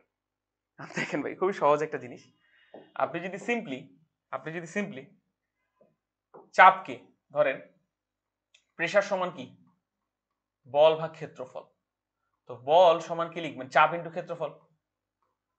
সো এই যে পিস্টনের ক্ষেত্রফলটা যদি আপনি একবার কল্পনা করে নেন, যে পিস্টনের এই যে গোল ক্ষেত্রফলটা, প্রস্থচ্ছেদের ক্ষেত্রফলটা যদি a হয়, তাহলে এই পিস্টনে কতটুকু চাপ প্রয়োগ করছে উপর থেকে গ্যাসটা, সেটা হবে P1 এ, আর নিচ থেকে কতটুকু চাপ প্রয়োগ করছে P2 এ। বুঝতে পেরেছি? সো আমরা ধরে নিচ্ছি পিস্টনের প্রস্থচ্ছেদের ক্ষেত্রফল হচ্ছে a। ওকে, তাহলে উপরের গ্যাসটা ভালো মতো বুঝবেন, উপরের গ্যাসটা যেটা রেড কালার গ্যাস, সে পিস্টনকে নামাতে যাচ্ছে নিচে, তাহলে সে বল প্রয়োগ করছে পিস্টনকে নিচে নামানোর জন্য। এই যে উপরের গ্যাস পিস্টনকে নিচে নামাতে চাচ্ছে, সেই বলের মান কত ভাই? F1। সেই বলের মান কত ভাই? P1 ইন্টু এ। আবার দেখেন পিস্টনের একটা নিজস্ব ওজন আছে না, সেও পিস্টনকে নিচে নামাতে আছে। এরপর পিস্টনের ওজনও কাজ করছে এইদিকে, তো সেটা হচ্ছে mg। পিস্টনের ওজন কাজ করছে খাড়া নিচের দিকে। আর দ্বিতীয় যে গ্যাসটা আছে সেটা কি যাচ্ছে পিস্টনকে উপরে উঠাতে, কারণ গ্যাস সবসময় চায় কি নিজেকে ধাক্কা দিয়ে যতটুকু বেশি জায়গা রাখা যায়। তো নিচের গ্যাস পিস্টনকে উপরে ধাক্কাচ্ছে, উপরের গ্যাস নিচে ধাক্কাচ্ছে। সো নিচের গ্যাস যে চাপ প্রয়োগ করবে সেটা উপরের দিকে, নিচের গ্যাস যে চাপ প্রয়োগ করবে, চাপের ফলে বল প্রয়োগ করবে, সেটা হচ্ছে F2 এবং সেই মানটা হবে P2 ইন্টু এ। বোঝা গেল নাকি যায়নি বলুন? বুঝতে পেরেছি সবাই? আচ্ছা আবার বলবো, সমস্যা নেই, কোনো অসুবিধা নেই, কোনো অসুবিধা নেই। দেখুন এটাই পাশে রাখি। দেখুন ভাই প্রশ্নটা আরেকবার পড়ো, এটা খুব অ্যাডভান্স একটা কোয়েশ্চেন, তারপরও পড়িয়ে দিচ্ছি। এটার সাথে নিউটনিয়ান মেকানিক্স অধ্যায়ের মিল আছে, মানে নিউটনিয়ান মেকানিক্সের এই কোয়েশ্চেনটা, বাট গ্যাস দিয়ে পড়াচ্ছি আর কি। সো উপরে একটা গ্যাস আছে, নিচে একটা গ্যাস আছে, মাঝখানে একটা পিস্টন আছে। পিস্টনটা দুইটা গ্যাসকে সেপারেট করে রেখেছে। বলেছে এই পিস্টনের ভর কত হলে পিস্টনটা সাম্যাবস্থায় থাকবে। পিস্টন সাম্যাবস্থায় থাকবে কেন ভাই? পিস্টনকে নিচ থেকে যে গ্যাসটা আছে, নিচের গ্যাসটার নাম গ্যাস 2, সে উপরে চাপ প্রয়োগ করছে, আর উপরের গ্যাসটা পিস্টনকে নিচে চাপ প্রয়োগ করছে, কারণ সব গ্যাসই চাই কি ভাই দেয়াল ফাটিয়ে বাইরে চলে যেতে, তাই না? সো এই লাল গ্যাসটা তো চারদিকেই বল প্রয়োগ করছে, সো আমরা চারদিকের বলটা না দেখে শুধুমাত্র পিস্টনের বলটা দেখি। সবুজ কালারের গ্যাসটা তো চারদিকে বল প্রয়োগ করছে, আমরা শুধুমাত্র পিস্টনে কতটুকু বল প্রয়োগ করছি সেটা দেখি। সো এই যে দেখেন পিস্টনকে যদি আমরা একটা গোল সাদা এম ভরের বস্তু ভাবি, তাহলে এই বস্তুটাকে নিচে নামাতে চাচ্ছে, পিস্টনটাকে নিচে নামাতে চাচ্ছে প্রথম গ্যাসটা। প্রথম গ্যাস কি পরিমাণ বল প্রয়োগ করছে? P1 ইন্টু এ। P1 হচ্ছে প্রথম গ্যাস দ্বারা প্রযুক্ত চাপ, আর এ মানে কি যতটুকু জায়গা ধরে চাপ প্রয়োগ করছে। কতটুকু জায়গা ধরে চাপ প্রয়োগ করছে ভাই? এই প্রস্থচ্ছেদের ক্ষেত্রফলের উপর। বোঝা গেল? এটা কি বুঝতে পেরেছি? জি ভাইয়া। আচ্ছা, আর এবং পিস্টনের ওজনও তো চাচ্ছে পিস্টনকে নিচে নামাতে। এই পিস্টনের একটা ওজন আছে, বলা আছে, পিস্টনের ভর আছে, ভর মানে ওজন থাকবে, পিস্টনের ওজনও চাচ্ছে পিস্টনকে নিচে নামাতে। আর নিচের গ্যাসটা উপরে চাপ দিচ্ছে, ওই চাপের ফলে প্রযুক্ত বল হচ্ছে, চাপ তো দিচ্ছে, চাপের ফলে বল প্রযুক্ত হচ্ছে, কারণ P2A সমান হচ্ছে F2। তো এখন বলেন পিস্টনটা সাম্যাবস্থায় থাকার শর্ত কি? পিস্টনটা সাম্যাবস্থায় কখন থাকবে?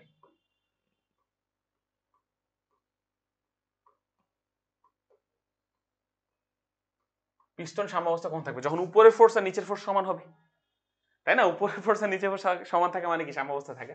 তাহলে আমরা লিখতে পারি P2A ইজ ইকুয়াল টু হচ্ছে P1A প্লাস হচ্ছে mg। সো এখান থেকে m এর ভ্যালুটা কত আসবে এটা আপনারা ক্যালকুলেট করবেন। ওকে, এটা হচ্ছে টাস্ক, এটাই আপনাদের একটু মাথা খাটানো বিষয়। এখন এখানে আরেকটা মাথা খাটানো বিষয় আছে, সেটা হচ্ছে একটু ভালো মতো তাকান। এই কোয়েশ্চেনে এ কি দেওয়া ছিল নাকি এ আমরা ধরে নিয়েছি? এ যে প্রস্থচ্ছেদের ক্ষেত্রফল, এটা কি কোয়েশ্চেনেই বলা ছিল নাকি আমরা ধরে নিয়েছি ভাই? ধরে নেওয়া। আমরা ধরে নিয়েছি। সো যা আমরা ধরে নিব সেটা অ্যান্সারে কোনোদিন রাখা যাবে না। সো চেষ্টা করবেন এনিহাও একে রিমুভ করার, একে রিমুভ করতে পারবেন, কিভাবে রিমুভ করতে পারেন আমি বলে দিই। এই ইকুয়েশনে সামহাও ভলিউম আসবে, আপনারা কোয়েশ্চেন ট্রাই করেন সলভ করেন, নাহলে আমি বুঝিয়ে দিব, একটু জাস্ট হিন্টস দিই। এই ইকুয়েশনটাতে আপনি যদি সামহাও সলভ করতে চান তাহলে দেখবেন এখানে ভলিউম চলে আসে, কারণ আপনি দেখেন এই যে দেখেন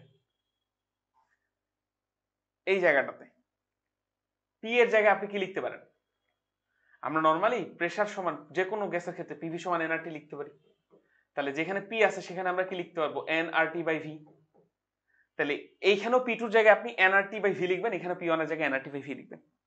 বোঝা গেছে? কারণ দেখেন এনআর এগুলো দেওয়া আছে, গ্যাসের মোল সংখ্যা আর গ্যাসের টেম্পারেচার দেওয়া আছে। সো আমাদেরকে প্রশ্নে ডাটা ইউজ করা লাগবে, প্রেসারকে এনিহাও ডিলিট করে আমাদেরকে এনআর বাই ভি ফর্মেটে আনা লাগবে। আর ভি সমান কি জানো ভাই? ভি সমান হচ্ছে আয়তন। বলেন তো আমাকে প্রথম গ্যাসের আয়তন কত, ভি ওয়ান কত আর ভি টু কত? একটু ধারণা দিই। প্রথম গ্যাসের কতটুকু দৈর্ঘ্য জুড়ে আছে ভাই সে বলেন তো? এই দৈর্ঘ্যটা কত? L1 না? আর প্রস্থচ্ছেদের ক্ষেত্রফল কত? A। তাহলে প্রথম গ্যাসের কতটুকু আয়তন ভাই বলুন তো?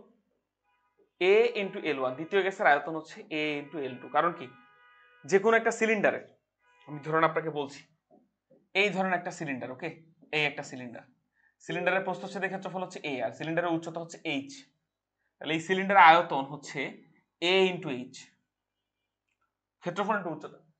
ক্ষেত্রফলকে ভাঙলে পাবেন হচ্ছে পাই আর স্কোয়ার, এই যে এইটুকুর ক্ষেত্রফল ইন্টু h। দেখেন তবে এইটাই হচ্ছে সিলিন্ডারের আয়তনের ক্ষেত্রফল না, পাই আর স্কোয়ার h। আর সিলিন্ডারের আয়তনে কি গ্যাসের আয়তন, পুরো সিলিন্ডার জুড়ে গ্যাস ছড়িয়ে যায়। সো প্রথম গ্যাসের আয়তন হচ্ছে a ইন্টু l1, দ্বিতীয় গ্যাসের আয়তন হচ্ছে a ইন্টু l2। এটা কি বুঝেছি? একটু অ্যাডভান্স ম্যাথ কিন্তু, হ্যাঁ এগুলো সলভ করতেছি ইচ্ছা করি। বুঝেছি নাকি বুঝিনি? জি ভাইয়া। ফিজু জি ভাইয়া। বুঝেছি আসলেই।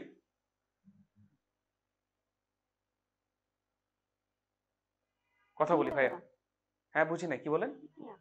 ওকে ওকে, তাহলে ভালো জিনিস, ট্রাই করবেন সলভ করার। এবার আসেন পরবর্তী টাইপে আমরা চলে যাই, খুবই সুন্দর একটা টাইপ। টাইপ 5 বলেছে কি আদর্শ গ্যাসের সমন্বয় সূত্র। আমরা ভিন্ন ভিন্ন আদর্শ গ্যাস অথবা একই আদর্শ গ্যাসকে ভিন্ন ভিন্ন কন্ডিশনে রাখবো। এরপরে আমরা চেষ্টা করব দুইটা গ্যাসকে বা দুইটা ভিন্ন কন্ডিশনকে এক জায়গায় আনার, যে গ্যাসটা আমরা অলরেডি করেছি। কোন জায়গায় করেছি ভাই সেটাও দেখিয়ে আনি, অলরেডি করে ফেলেছি। সেটা হচ্ছে এই যে দেখেন, একই গ্যাস আমরা আলাদা কন্ডিশনে নিয়ে গেলাম। আগে ছিল এই কন্ডিশনে P1 V1 T1, পরের কন্ডিশন হচ্ছে P2 V2 T2। এখানে একবার আদর্শ গ্যাস সমীকরণ ইউজ করেছি, এখানে একবার আদর্শ গ্যাস সমীকরণ ইউজ করেছি। এরপর এই দুটো সমীকরণকে একসাথে রিলেট করেছি, এইটার নামই হচ্ছে সমন্বয় করা। বুঝতে পারলাম? আসেন এবার আমরা আবার সমন্বয় একটু করার চেষ্টা করি ফর্মালি। সো ধরেন দুটি ভিন্ন গ্যাসকে, ভিন্ন গ্যাস, হ্যাঁ, দুটি ভিন্ন তাপমাত্রায়, ভিন্ন চাপে, ভিন্ন আয়তনে ও ভিন্ন পরিবেশে ভিন্ন ভিন্ন পাত্রে রাখলাম। এটা পরিবেশে হবে না, ভিন্ন পরিমাণে হবে।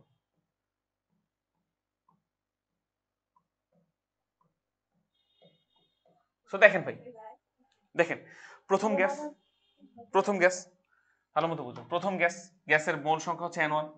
প্রথম গ্যাসের তাপমাত্রা T1, pressure P1, volume V1, ঘনত্ব কত? ρ1। ঘনত্ব হচ্ছে ρ1। ভাইয়া মাইক মিউট করে রাখবো। আসেন দ্বিতীয় গ্যাসের মোল সংখ্যা N2, temperature T2, volume pressure P2, volume V2 আর ঘনত্ব হচ্ছে ρ2। দুইটা আলাদা আলাদা গ্যাস, বুঝলাম? দুইটা গ্যাসের সবই আলাদা আলাদা। এখন আমরা যদি প্রথম গ্যাসের ক্ষেত্রে, প্রথম গ্যাসের ক্ষেত্রে আমি যদি কোনো কারণে ফার্স্ট যে গ্যাসটা আছে, ধরে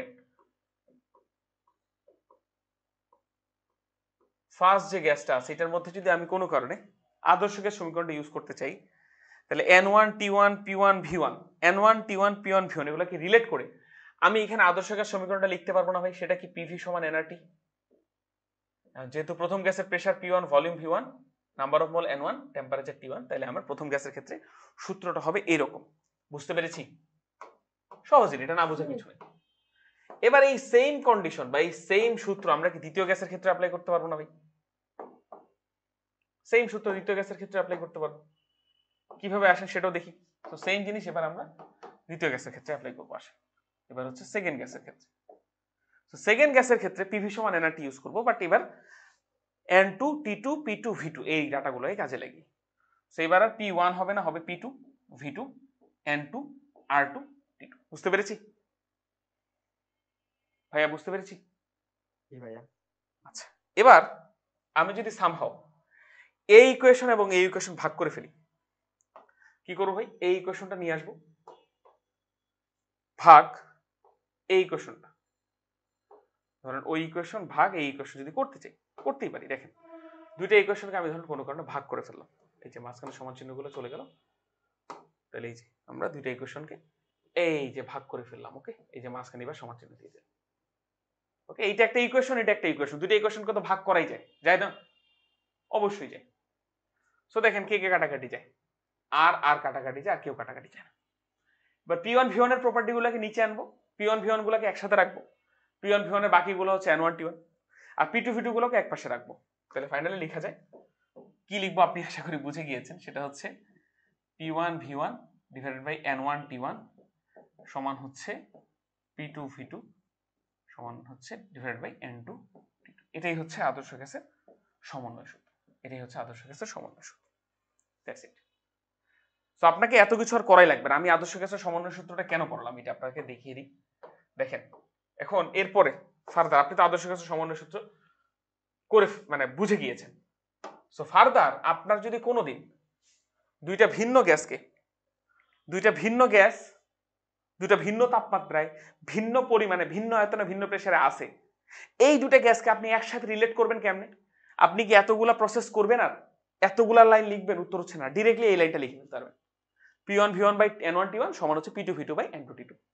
এবং এগুলা কার পরিবর্তে লিখলাম ভাই? কারণ দেখেন দুইটারই আর এর মান তো সেম, সো আর গুলাকে ইরেজ করতে গিয়ে আমরা এই ইকুয়েশনটা লিখতে পারি। আমরা কি বুঝতে পেরেছি? সো অনেকগুলো লাইন স্কিপ করার জন্য এই ইকুয়েশনটা আমাদের অনেক হেল্প করবে। বুঝেছি ফিজু? হ্যাঁ ভাইয়া। আচ্ছা, এবার দেখুন, এবার যদি এরকম হতো একই গ্যাস, এবার যদি এরকম হতো একই গ্যাস, একই গ্যাস ভিন্ন কন্ডিশন, একই গ্যাস ভিন্ন কন্ডিশন, কন্ডিশনকে ফিজিক্সের ভাষায় বলা হচ্ছে স্টেট। একই গ্যাস ভিন্ন ভিন্ন স্টেটে আছে। একই গ্যাসের প্রথমে প্রেসার ছিল P1, ভলিউম ছিল V1, টেম্পারেচার ছিল T1, পরবর্তীতে ওই গ্যাসের প্রেসার হলো P2, ভলিউম হলো V2, টেম্পারেচার হলো T2। তাহলে আমাকে বলুন ভাই, একই গ্যাস যদি আমরা বলি, একই গ্যাসের কথা যদি আমরা বলি, একই গ্যাস, আবার ওই একই জিনিস লিখতে পারো না ভাই? প্রথম কন্ডিশনের জন্য P1 V1 by N1 T1, পরের কন্ডিশনের জন্য P2 V2 by N2 T2। এখন একই গ্যাসের এক জায়গা থেকে আরেক জায়গায় নিয়ে গিয়েছেন, এক টেম্পারেচার থেকে আরেক টেম্পারেচার নিয়েছেন, গ্যাস কি ভাই ভিতর থেকে বাইরে যায়? উত্তর হচ্ছে না। তাহলে আমরা ডিরেক্ট লিখবো P1 V1 বাই T1 সমান হচ্ছে P2 V2 বাই T2। কিভাবে এটা জিনিস আসলো ভাই বলে দিই, কিভাবে এটা জিনিস আসলো বলে দিই।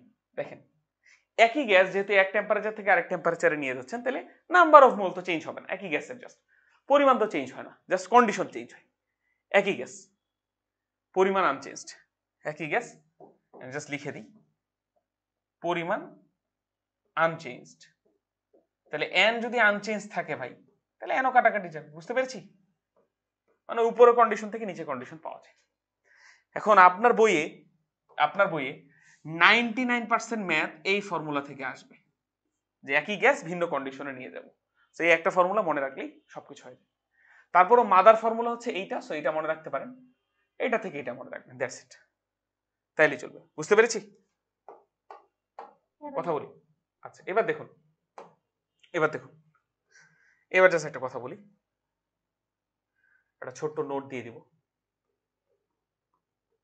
ভাই। আমাকে বলুন তো, মোল সংখ্যার নোট আপনারা জানেন না? n সমান W by m, n divided by Na, জানেন তো? এটা সমান VL বাই 22.4। এই সূত্রটা জানেন? আশা করি জানেন। সো এরপর থেকে নেক্সট টাইম কখনো যদি আপনার নাম্বার অফ মোলের জায়গায় অন্য কিছু তথ্য দেওয়া থাকে, যে এত পরিমাণ গ্যাস, এতটুকু গ্যাস বা এত সংখ্যক গ্যাস, তখন n এর জায়গায় জাস্ট ভেঙে লিখবেন W বাই m অথবা n বাই Na। বুঝতে পেরেছি? অথবা VL বাই 22.4। মানে আপনি মোট কথা হচ্ছে এইখানে আসবেন, ভাঙ্গাচোরা করে এইটুকু আপনার কমন সেন্স আপনি পারবেন ইনশাল্লাহ। জাস্ট একটা ছোট্ট এখানে কথা বলে দিই, এখানে এই যে VL বাই 22.4, এই যে ভিএলটা হচ্ছে ভাই কোন আয়তনে বলুন তো ভাই? কোন লিটার, কোন এককে গ্যাসের আয়তন? ভিএল বলতে বুঝাচ্ছি কিন্তু লিটার এককে গ্যাসের আয়তন, তাই না? লিটার এককে গ্যাসের আয়তন। জাস্ট এখানে একটা জিনিস মনে রাখবেন, লিটার এককে গ্যাসের আয়তন এটা আপনিও জানেন, পুরো বাংলাদেশবাসী জানে, কিন্তু একটা জিনিস সবাই জানে না, সেটা হচ্ছে এই যে এই জিনিসটা এন সমান ভিএল বাই 22.4, এই সূত্রটা শুধু এবং শুধুমাত্র এসটিপিতে, শুধু এবং শুধু এসটিপিতে। সো বিএল সমান যে 22.4 লিটার, এটা তো সবাই জানে, কিন্তু এর সাথে আরেকটা সাইড নোট আছে, অবশ্যই এসটিপিতে। এসটিপিতে ভিএল এর পরিচয় হচ্ছে দুইটা, একটা হচ্ছে এসটিপিতে আর একটা হচ্ছে লিটার এককে গ্যাসের আয়তন। মানে একটাই পরিচয়, কিন্তু এসটিপিতে লিটার এককে গ্যাসের আয়তন, অন্য কন্ডিশনে হওয়া যাবে না। কারণ এন সমান ভিএল বাই 22.4, এটা এসটিপিতে অ্যাপ্লিকেবল। এটা কোথা থেকে পেয়েছি আমরা? এই যে এখান থেকে পেয়েছি। এসটিপিতে 1 মোল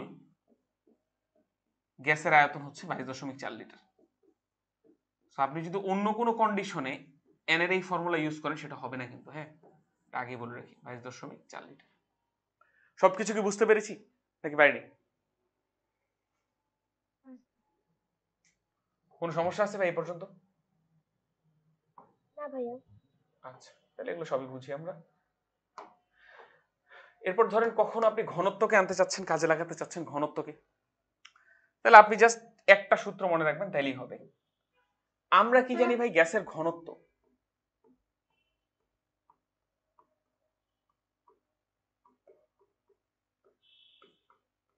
গ্যাসের ঘনত্ব রো সমান কি ভাই? গ্যাসের ভর ডিভাইডেড বাই গ্যাসের আয়তন, তাই না? তাহলে ওই একই সূত্রটা কি ছিল? P1 V1 বাই T2 সমান হচ্ছে P2 V2 বাই T2, অথবা P1 V1 by N1 T1 P2 V2 by N2 T2। তো আপনি যদি কখনো এখানে গ্যাসের ঘনত্ব ইনসার্ট করতে চান এই সূত্রে, তখন V1 এর জায়গায় লিখবেন W1 by rho 1, W1 by rho 1। বুঝা গেছে? কারণ V সমান কি, এই যে এই সূত্র থেকে V সমান কি লেখা যায়?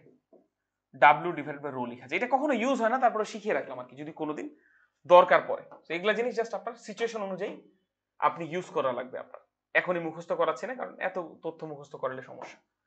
সিচুয়েশন অনুযায়ী ইউজ করবেন, যখন যেখানে যেটা ইউজ করা লাগবে সূত্রটাকে সেই অনুযায়ী মডিফাই করে ফেলবেন। ইনশাল্লাহ পারবো, আসেন প্র্যাকটিস করি, তাহলে আরো ভালো আসবে। প্রস্তুত ভাইয়া? প্রস্তুত? জি ভাইয়া। আচ্ছা, এবার আসেন কিছু খুবই সুন্দর কিছু গ্রাফ সলভ করব। খুবই সুন্দর এই জিনিসগুলো যদি ভালো মতো করে ফেলতে পারেন, ইনশাল্লাহ অনেক ভালো একটা জিনিস হবে। গ্রাফ অনেকগুলো কোয়েশ্চেন সলভ করবো ইনশাল্লাহ গ্রাফের। আমি একটু আপনাদেরকে টেকনিক শেখাবো, আপনি নিজেই পারবেন। সো দেখেন ভাইয়া, এই গ্রাফটা বলুন তো, এই গ্রাফের নাম কি? ভলিউম ভার্সেস প্রেসার নাকি প্রেসার ভার্সেস ভলিউম? উক্ত গ্রাফটার নাম কি? উক্ত গ্রাফটার নাম কি বলেন? প্রেসার ভার্সেস ভলিউম নাকি ভলিউম ভার্সেস প্রেসার?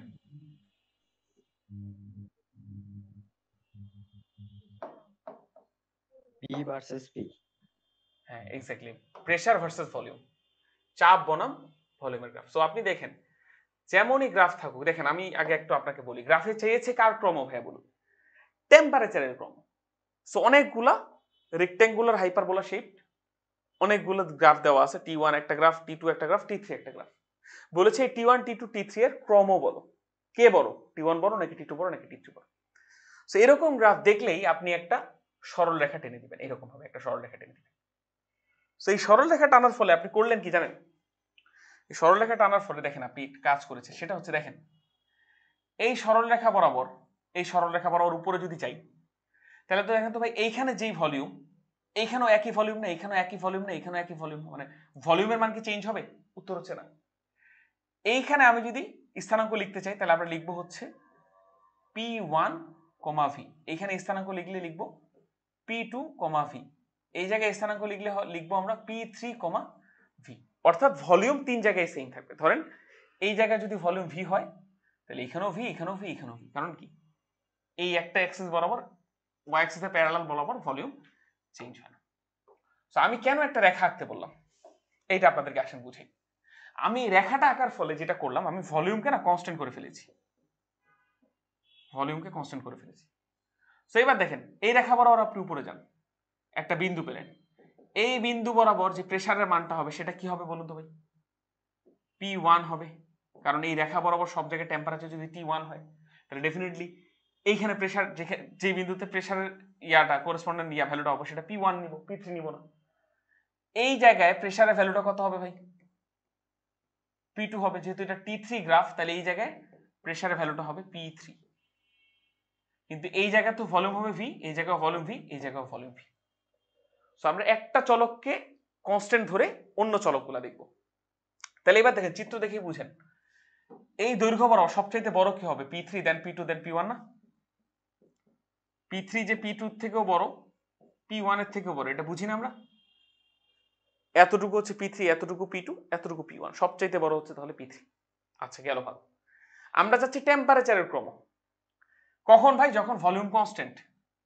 কারণ একটা জিনিস বলেন, ভলিউম যদি কনস্ট্যান্ট হয়, তাহলে টেম্পারেচার আর প্রেসারের সম্পর্ক কি ভাই? সমানুপাতিক না? গেলুসাকের সূত্র। শেষ, কাজ শেষ। তাহলে আমরা ভলিউম কনস্ট্যান্ট যেহেতু করে দিয়েছি, তাহলে প্রেসারের যে ক্রম পাবো সেটাও টেম্পারেচার ক্রম পাবো। তাহলে T3 is greater than T2 is greater than T1, এটাই হবে অ্যান্সার। দেখুন বুঝেছে কিনা? এই কোশ্চেন কিন্তু আপনাদের বোর্ড পরীক্ষায় এবং ভর্তি পরীক্ষায় দুই জায়গাতেই আসবে। বুঝেছি? ফিজু, এনায়েত, বুঝেছি ভাইয়া? বুঝেছি নাকি বুঝিনি? হ্যাঁ বুঝেন, কি বলেন?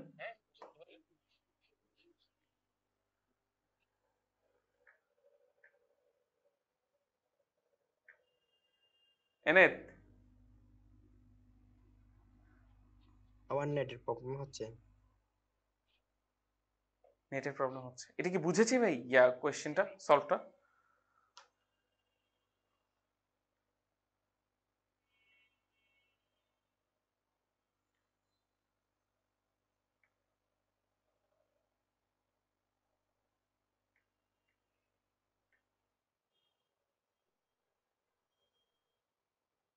এনায়েত, জি ভাইয়া। বুঝেছি কোয়েশ্চেনের সলভ। জি, এটা বুঝেছি। ওকে, যদি একটু ডাউট থাকে তাহলে পরের কোয়েশ্চেনটা বোঝাবো, আরো ভালো মতো বুঝবেন। সো পরেরটা এসেছে আইআইটি 1982 সালে। আসেন, কথা রিপিট হচ্ছে কি? হ্যাঁ এবার আসেন, আইআইটি 1982। কি ব্যাপার, কথা রিপিট হচ্ছে কেন?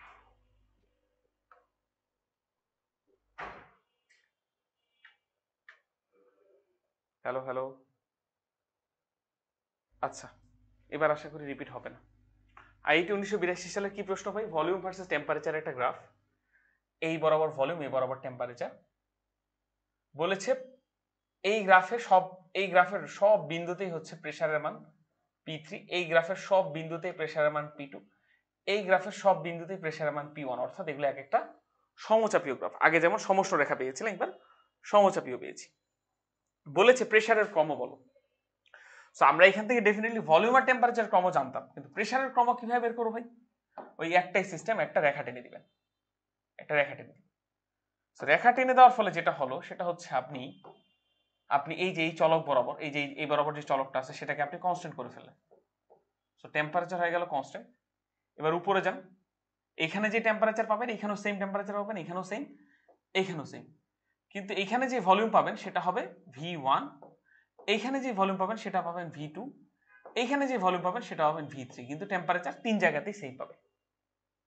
আচ্ছা এবার চিত্র দেখে বোঝা হচ্ছে সবচাইতে বড় কি হবে ভাই? V3 বড়, দেন V2, দেন V1, V3, দেন V2, দেন V1। এবার ভলিউমের সাথে টেম্পারেচারের সম্পর্ক কি? সরি, ভলিউমের সাথে প্রেসারের সম্পর্ক কি যখন টেম্পারেচার কনস্ট্যান্ট? সেটা হচ্ছে প্রেসার ভলিউমের সাথে ইনভার্সলি প্রপোর্শনাল, তাই না? তাহলে ভলিউমের যদি এটা ক্রম হয়, প্রেসারের ক্রম হবে উল্টা, P3 থেকে P2 বড়, তার থেকে বড় হচ্ছে P1। এই হচ্ছে কোশ্চেনের অ্যান্সার, বুঝেছি? জি ভাইয়া। ওকে, তাহলে এই কোশ্চেনটা আপনারা এখন পারবেন আশা করি, সলভ করা ট্রাই করবেন, এটাও পারবেন, এটাও পারবেন। শুনে মনে রাখবেন, এখানেও এই সেম কোশ্চেন, এখানেও আপনি এই বরাবর একটা রেখা টেনে 1/v কে তাহলে করে দিলেন আপনি কনস্ট্যান্ট। 1/v সমান যদি কনস্ট্যান্ট হয় তাহলে 1/v কে উল্টায় দেন, তাহলে v আসবে, কনস্ট্যান্ট হয়ে যাবে 1/কনস্ট্যান্ট, 1/কনস্ট্যান্ট নতুন একটা কনস্ট্যান্ট, মানে স্টিল কনস্ট্যান্টই থাকে। এখানে 1/v থাকুক আর যাই থাকুক, এটা মানে হচ্ছে ভিটা কনস্ট্যান্ট আকারে থাকবে। ট্রাই করবেন, না পারলে তো আমি আছি, একটু মাথা খাটানো লাগবে। এইটা একটা বিশেষ কোয়েশ্চেন, এটা আসেন আমি নিজে একটু সলভ করে দিই আপনাদের। পিভি গ্রাফ বনাম ভি গ্রাফ, পিভি বনাম V graph, T3 T2 T1, T3 T2 T1 তিনটা টেম্পারেচার দেওয়া আছে, এদের ক্রম জানতে চেয়েছি। কিভাবে করবো ভাই? আমরা ওই সেম ঘটনা, একটা রেখা টেনে নেব। সো রেখা টেনে নেওয়ার ফলে আমি এই বরাবর যে চলকটা আছে সেই চলকটাকে আমি কনস্ট্যান্ট ধরে নিতে বাধ্য করলাম।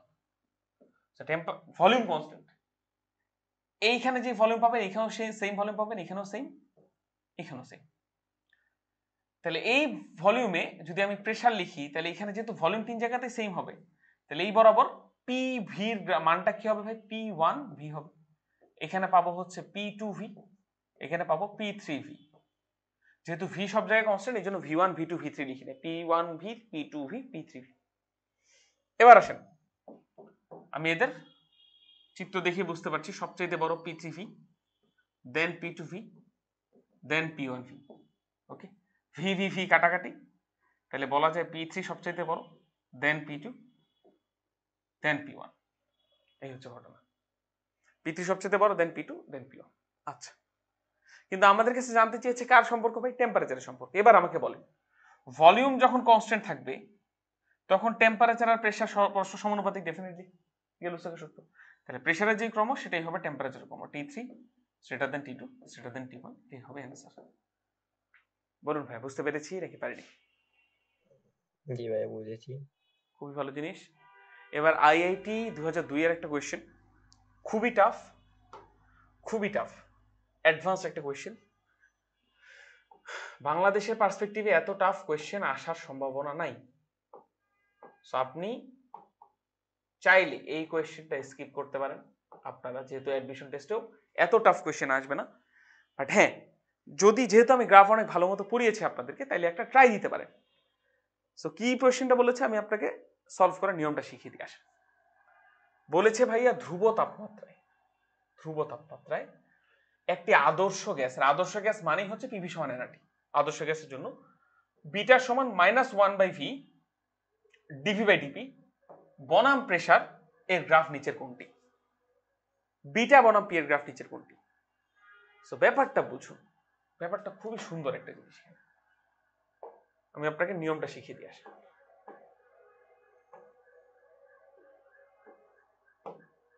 আসুন,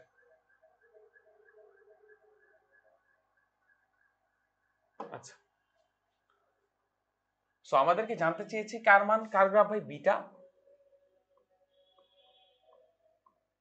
বনাম পি এর গ্রাফ, তাই তো? বিটা বনাম পি এর গ্রাফ, তার মানে এই ওয়াই অ্যাক্সিস বরাবর থাকবে বিটা, এক্স অ্যাক্সিস বরাবর থাকবে পি। এখন বিটা জিনিসটা কি সেটাই তো আমরা জানি না। বিটা সম্পর্কে হালকা আইডিয়া দেওয়া আছে, বিটা সমান -1/v dv/dp। আসেন এই গ্রাফটা আমি করেই দিই, -1/v dv/dp। সো ব্যাপারটা বুঝুন, ব্যাপারটা বুঝুন। বিটা সমান হচ্ছে -1/v dv/dp, বিটা সমান -1/v dv/dp। ভাই আজান দিচ্ছে, জাস্ট এক মিনিটের একটা। এবার আমরা করব বিটা বনাম প্রেসারের গ্রাফ, এটা সলভ কিভাবে করা যায় ভাই? বিটা জিনিসটা কি এটা বোঝা লাগবে। সো বিটা কিভাবে বুঝবেন আপনি? বিটা জিনিসটার দিকে তাকালে একটু আপনাকে হিন্টস দেওয়া আছে। কোশ্চেনটা টাফ, আগে বলেছি। বিটার দিকে তাকালে দেখছেন 1/ভলিউম আছে, এরপর dv/dp আছে। সো dv/dp জিনিসটা কি? এটা আপনি পিভি সমান এনআরটি সূত্র থেকে আনেন, পিভি সমান এনআরটি। সো আপনি এক পাশে ভি রাখেন, তাহলে এই পাশে রাখতে পারেন এনআরটি ইন্টু 1/p। উভয় পাশে dv/dp করেন, উভয় পাশে ডিডিপি করেন, তাহলে এই পাশে ডিডিপি করলে ভি। আর যেহেতু বলেইছে ধ্রুব তাপমাত্রায়, তার মানে টেম্পারেচার কনস্ট্যান্ট, আর এমনিতেই কনস্ট্যান্ট, আর নাম্বারও মূল ধরনের কনস্ট্যান্ট, তাহলে এনআরটি অবশ্যই ডিফারেন্সিয়েশন চিহ্নের বাইরে। এরপর কি করবেন ভাই? ডিডিপি অফ 1/p, কারণ একমাত্র চলক হচ্ছে প্রেসার আর ভলিউম। সো দেখেন dv/dp সমান হচ্ছে nRT -1/p²। দ্যাটস ইট, কাজ শেষ, কাজ শেষ। আর দেখেন এনআরটির জায়গায় আবার আপনি লিখে দিতে পারেন এনআরটি সমান পিভি, তাহলে পিভি ইন্টু -1/p²। তাহলে পিপি কাটা, তাহলে -v/p। এটাই হচ্ছে বিটার পরিচয়, সরি dv/dpর পরিচয়। dv/dpর পরিচয় হচ্ছে -v/p। এইটা তুলে এখানে রাখেন, তাহলে -1/v আগে থেকে ছিল, dv/dpর পরিচয় হচ্ছে -v/p। তাহলে পি ভিভি কাটা, মাইনাস মাইনাসে কাটা, তাহলে আসে 1/প্রেসার। তার মানে ভাই বিটা বলতে অনেক মানে জটিল কিছু বুঝালো, বিটা আসলে কিছুই না, বিটা মানে 1/প্রেসার। তাহলে শেষ। এবার বিটা বনাম প্রেসারের গ্রাফ আঁকেন। বিটা মানে কি ভাই?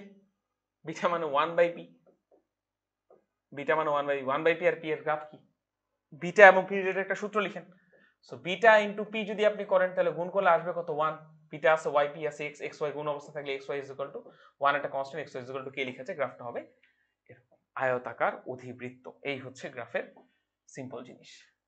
আশা করি বুঝতে পেরেছেন, আশা করি বুঝতে পেরেছেন। সো গেল, এগুলো জিনিস আমরা ভালো মতো বুঝতে পেরেছি। কেস 2 তে চলে আসি, এবার ম্যাথ সলভ করি এখান থেকে। সেই সূত্রটা আমরা অলরেডি জানি। এখানে gas 1 n1 t1 p1 v1 p rho 1 আছে, আরেকটা গ্যাস অন্য চলকে আছে, এদের দুইটাকে রিলেট করা লাগে কিভাবে?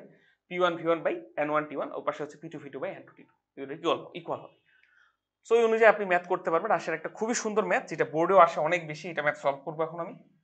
এইটা দেখি কোয়েশ্চেন নং 7, এই ম্যাথটা বোর্ডের জন্য অনেক বেশি গুরুত্বপূর্ণ। ওকে, এবং রুয়েটে এসেছিল 5-6 সালে। কি বলেছে ভাই, একটি পুকুরের গভীরতা 6 মিটার, বায়ুমণ্ডলের তাপমাত্রা 27°C মানে 300 কেলভিন, এবং পানির মধ্যে উহা প্রতি মিটার গভীরতার জন্য 0.5°C কমে। তাহলে দেখেন 6 মিটার গভীরে প্রতি মিটারের জন্য যদি 0.5 কমে, তাহলে 6 মিটারের জন্য কমবে 6 × 0.5 অর্থাৎ 3°C। তাহলে 6 মিটার গভীরে তাপমাত্রা কত? 3°C তাপমাত্রা কমে যাওয়া, 3 কেলভিন তাপমাত্রা কমে যায়, কি জিনিস? উপরে 300 কেলভিন, 6 মিটার নিচে তাপমাত্রা হবে 3 কেলভিন কম, তার মানে 297 কেলভিন। ওকে, পানির ঘনত্ব উপেক্ষা করে পুকুরের তলদেশে উৎপন্ন একটি মার্শ গ্যাসের বুদবুদ ও উহার উপরিতলে পৌঁছার অবস্থায় আয়তনের পরিবর্তনের শতকরা হার নির্ণয় করো। আয়তনের পরিবর্তনের শতকরা হার নির্ণয় করো। একবার আমি লিখে দিচ্ছি, আয়তনের পরিবর্তন হচ্ছে এইটা, পরিবর্তনের হার হচ্ছে এইটা, শতকরা হার মানে 100%। তার মানে আপনাকে বের করতে বলেছে ডেল ভি বাই ভি সমান 100%, এটা ইজ ইকুয়াল টু 1। যদি এত সহজে না বুঝেন তাহলে আপনি দেখেন, ভি আয়তন, ধরেন আদি আয়তন হচ্ছে ভি বা ভি1 আয়তনের জন্য আয়তন পরিবর্তন হলো ডেল ভি, অতএব একক আয়তনের জন্য আয়তন পরিবর্তন হচ্ছে ডেল ভি বাই ভি1, অতএব 100 আয়তনের জন্য পরিবর্তন হচ্ছে ডেল ভি বাই ভি1 ইন্টু 100। এটাকে বলে হচ্ছে আয়তনের শতকরা পরিবর্তনের হার, শতকরা পরিবর্তনের হার। তো আপনাকে মেইন কথা হচ্ছে del V by V into 100% এটা বের করতে বলেছে। আচ্ছা, সলভ করে ফেলি। কিভাবে সলভ করা যায়? খুবই সহজ। এইটা হচ্ছে উপরিতল আর এটা পানির তলদেশ। একটা বুদবুদ ছোট আছে, বড় হয়ে গেল। এই জায়গায় ধরেন ভলিউম, এই জায়গায় ধরেন ভলিউম হচ্ছে V1, pressure P1, temperature T1। Temperature কত? 297 কেলভিন। এই জায়গায় প্রেসার কত ভাই? উপরের প্রেসার কত বলেছে? স্বাভাবিক বায়ুমণ্ডলীয় চাপ, তাই না? বায়ুর তাপমাত্রা এত, স্বাভাবিক বায়ুমণ্ডলীয় চাপ কত? 101,325 প্লাস প্লাস এতটুকু পানির হাইড্রোকার্বনের চাপ, সেটা হচ্ছে এইচ রো, যে এইচ এর মান 6, রো এর মান 1000, জি এর মান হচ্ছে 9.8। এই হচ্ছে ওভারঅল চাপের মান, সামথিং প্যাসকেল চলে আসবে। আর এই জায়গায় ভলিউম ধরেন V1। উপরে যখন চলে যাবে ভাই, এই জায়গায় ভলিউম হয়ে যাবে V2, প্রেসার 2 হয়ে যাবে 101,325, আর এখানে টেম্পারেচার কত ভাই? T2 এর মানটা 300 কেলভিন। এই হচ্ছে ঘটনা। আর দৈর্ঘ্য হচ্ছে 6 মিটার। এখন আমাকে V1 বাই V2 সামহাও এটাকে রিলেট করা লাগবে এবং তারপর বাকি ম্যাথটা সলভ করা লাগবে। সো আসলে কিভাবে সলভ করতে পারি? খুবই ইজি, খুবই ইজি। দেখেন, নিচে এখানে যত গ্যাসের, এই বুদবুদের ভিতরে যতটুকু মোল গ্যাস আছে, এখানে ততটুকু মোল গ্যাসই আছে। তার মানে গ্যাসের পরিমাণ চেঞ্জ হয় না, এক গ্যাসই জাস্ট অবস্থা পরিবর্তন করেছে। সেক্ষেত্রে আমরা সূত্র জানি, P1 V1 বাই T1 সমান হচ্ছে P2 V2 by T2। So এখান থেকে আপনি জাস্ট V1 বাই V2 বের করে ফেলেন, তাহলে আসবে হচ্ছে P2 by T2 into T1 by P1। সবকিছু মানটান আছে, ধরেন সামথিং একটা মান চলে আসলো, ধরেন সেই মানটা আসলে x, কত আসলে এটা আপনি বের করে ফেলবেন। তো আপনার কাছে তো x চাইনি, আপনার কাছে চেয়েছে কি? Del V by V1 into x, তাই না? তাহলে আসলে করে ফেলি, বাকিটুকু আরো সোজা। সো দেখেন, এবার আপনাকে বের করতে বলেছে del V by V1 into 100%, এটা বের করতে বলেছে। সো ডেল ভি মানে কি? আয়তনের পরিবর্তন। তাহলে আপনি ডেল ভি মানে কি বুঝাইতে পারেন ভাই? ডেল ভি মানে V2 মাইনাস V1, শেষ আয়তন বিয়োগ আদি আয়তন, ডিভাইডেড বাই আদি আয়তন ইন্টু 100%। এই মানে এই V2 বাই V1 লিখতে পারেন, মাইনাস V1 বাই V1 মানে কত? 1 ইন্টু 100%। তাহলে এবার দেখেন, V2 by V1 by V2 সমান যদি x হয়, তাহলে V2 বাই V1 হবে 1 বাই x। তাহলে 1 by x minus 1 into 100%, x এর মানটা জাস্ট বসিয়ে দিবেন, আয়তনের শতকরা পরিবর্তন সামথিং % চলে আসবে। এই হচ্ছে উত্তর। সেটাপ কি অবস্থা?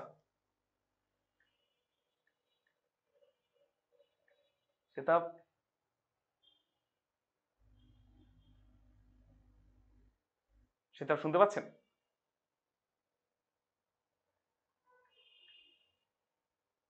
সেটাপ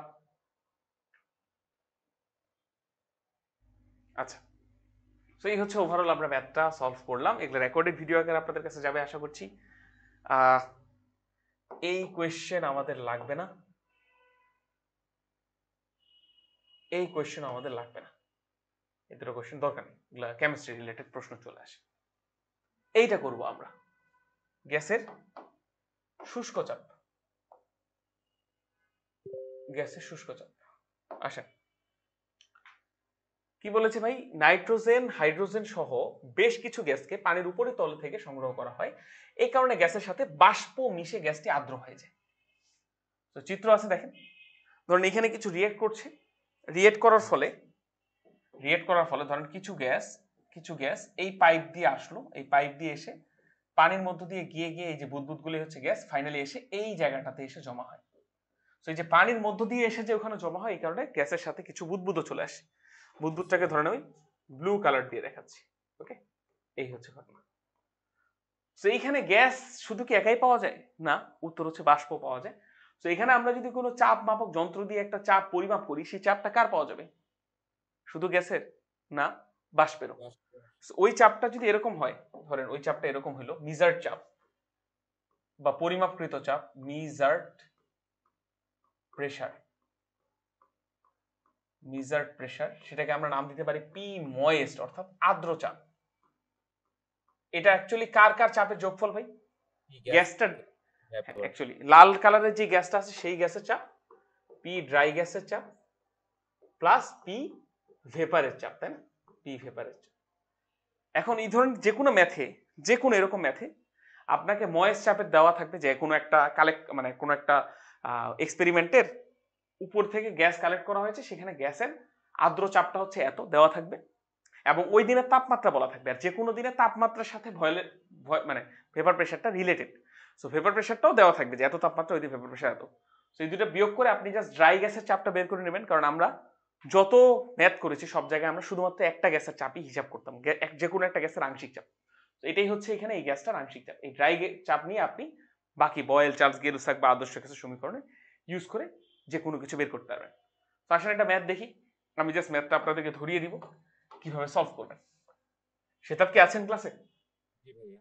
আচ্ছা, তো কি 9 ডিগ্রি সেলসিয়াস তাপমাত্রায় পানির উপরিতল থেকে 659 মিলিমিটার অফ এইচজি চাপে 87 সেন্টিমিটার কিউব নাইট্রোজেন গ্যাস পাওয়া গেল এসটিপিতে। এসটিপি মানে হচ্ছে আপনার 0 ডিগ্রি সেলসিয়াস, মানে 273 কেলভিন আর 1 এটিএম চাপ বা 760 মিলিমিটার চাপ, 760 মিলিমিটার চাপ আর 273 কেলভিন, এই কন্ডিশনটাকে বলি আমরা এসটিপি।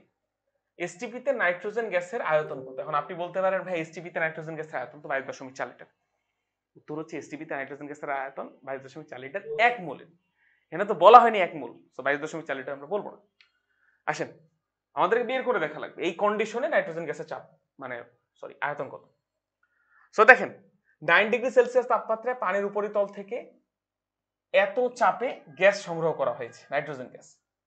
সো যে চাপটা দেওয়া আছে এটা কি চাপ বলে, ময়েস্ট চাপ বা আর্দ্র চাপ। আর এই যে দেখেন ভেপার প্রেসার বা বাষ্প চাপও দেওয়া আছে, এটা হচ্ছে P VP, vapour pressure. So এই দুটো বিয়োগ করলে আমরা ওই দিন শুধুমাত্র নাইট্রোজেনের ড্রাই প্রেসারটা কত সেটা আমরা বের করে ফেলতে পারবো। সেটা কত হবে ভাই, 659 মাইনাস 9, এই দুটো বিয়োগ করলে আসে 650 মিলিমিটার অফ এইচজি। এই হচ্ছে ঘটনা। সো দেখেন প্রেসার 1 জানি, ওই সময় ভলিউম কত 87 সেন্টিমিটার কিউব, এটা জানি।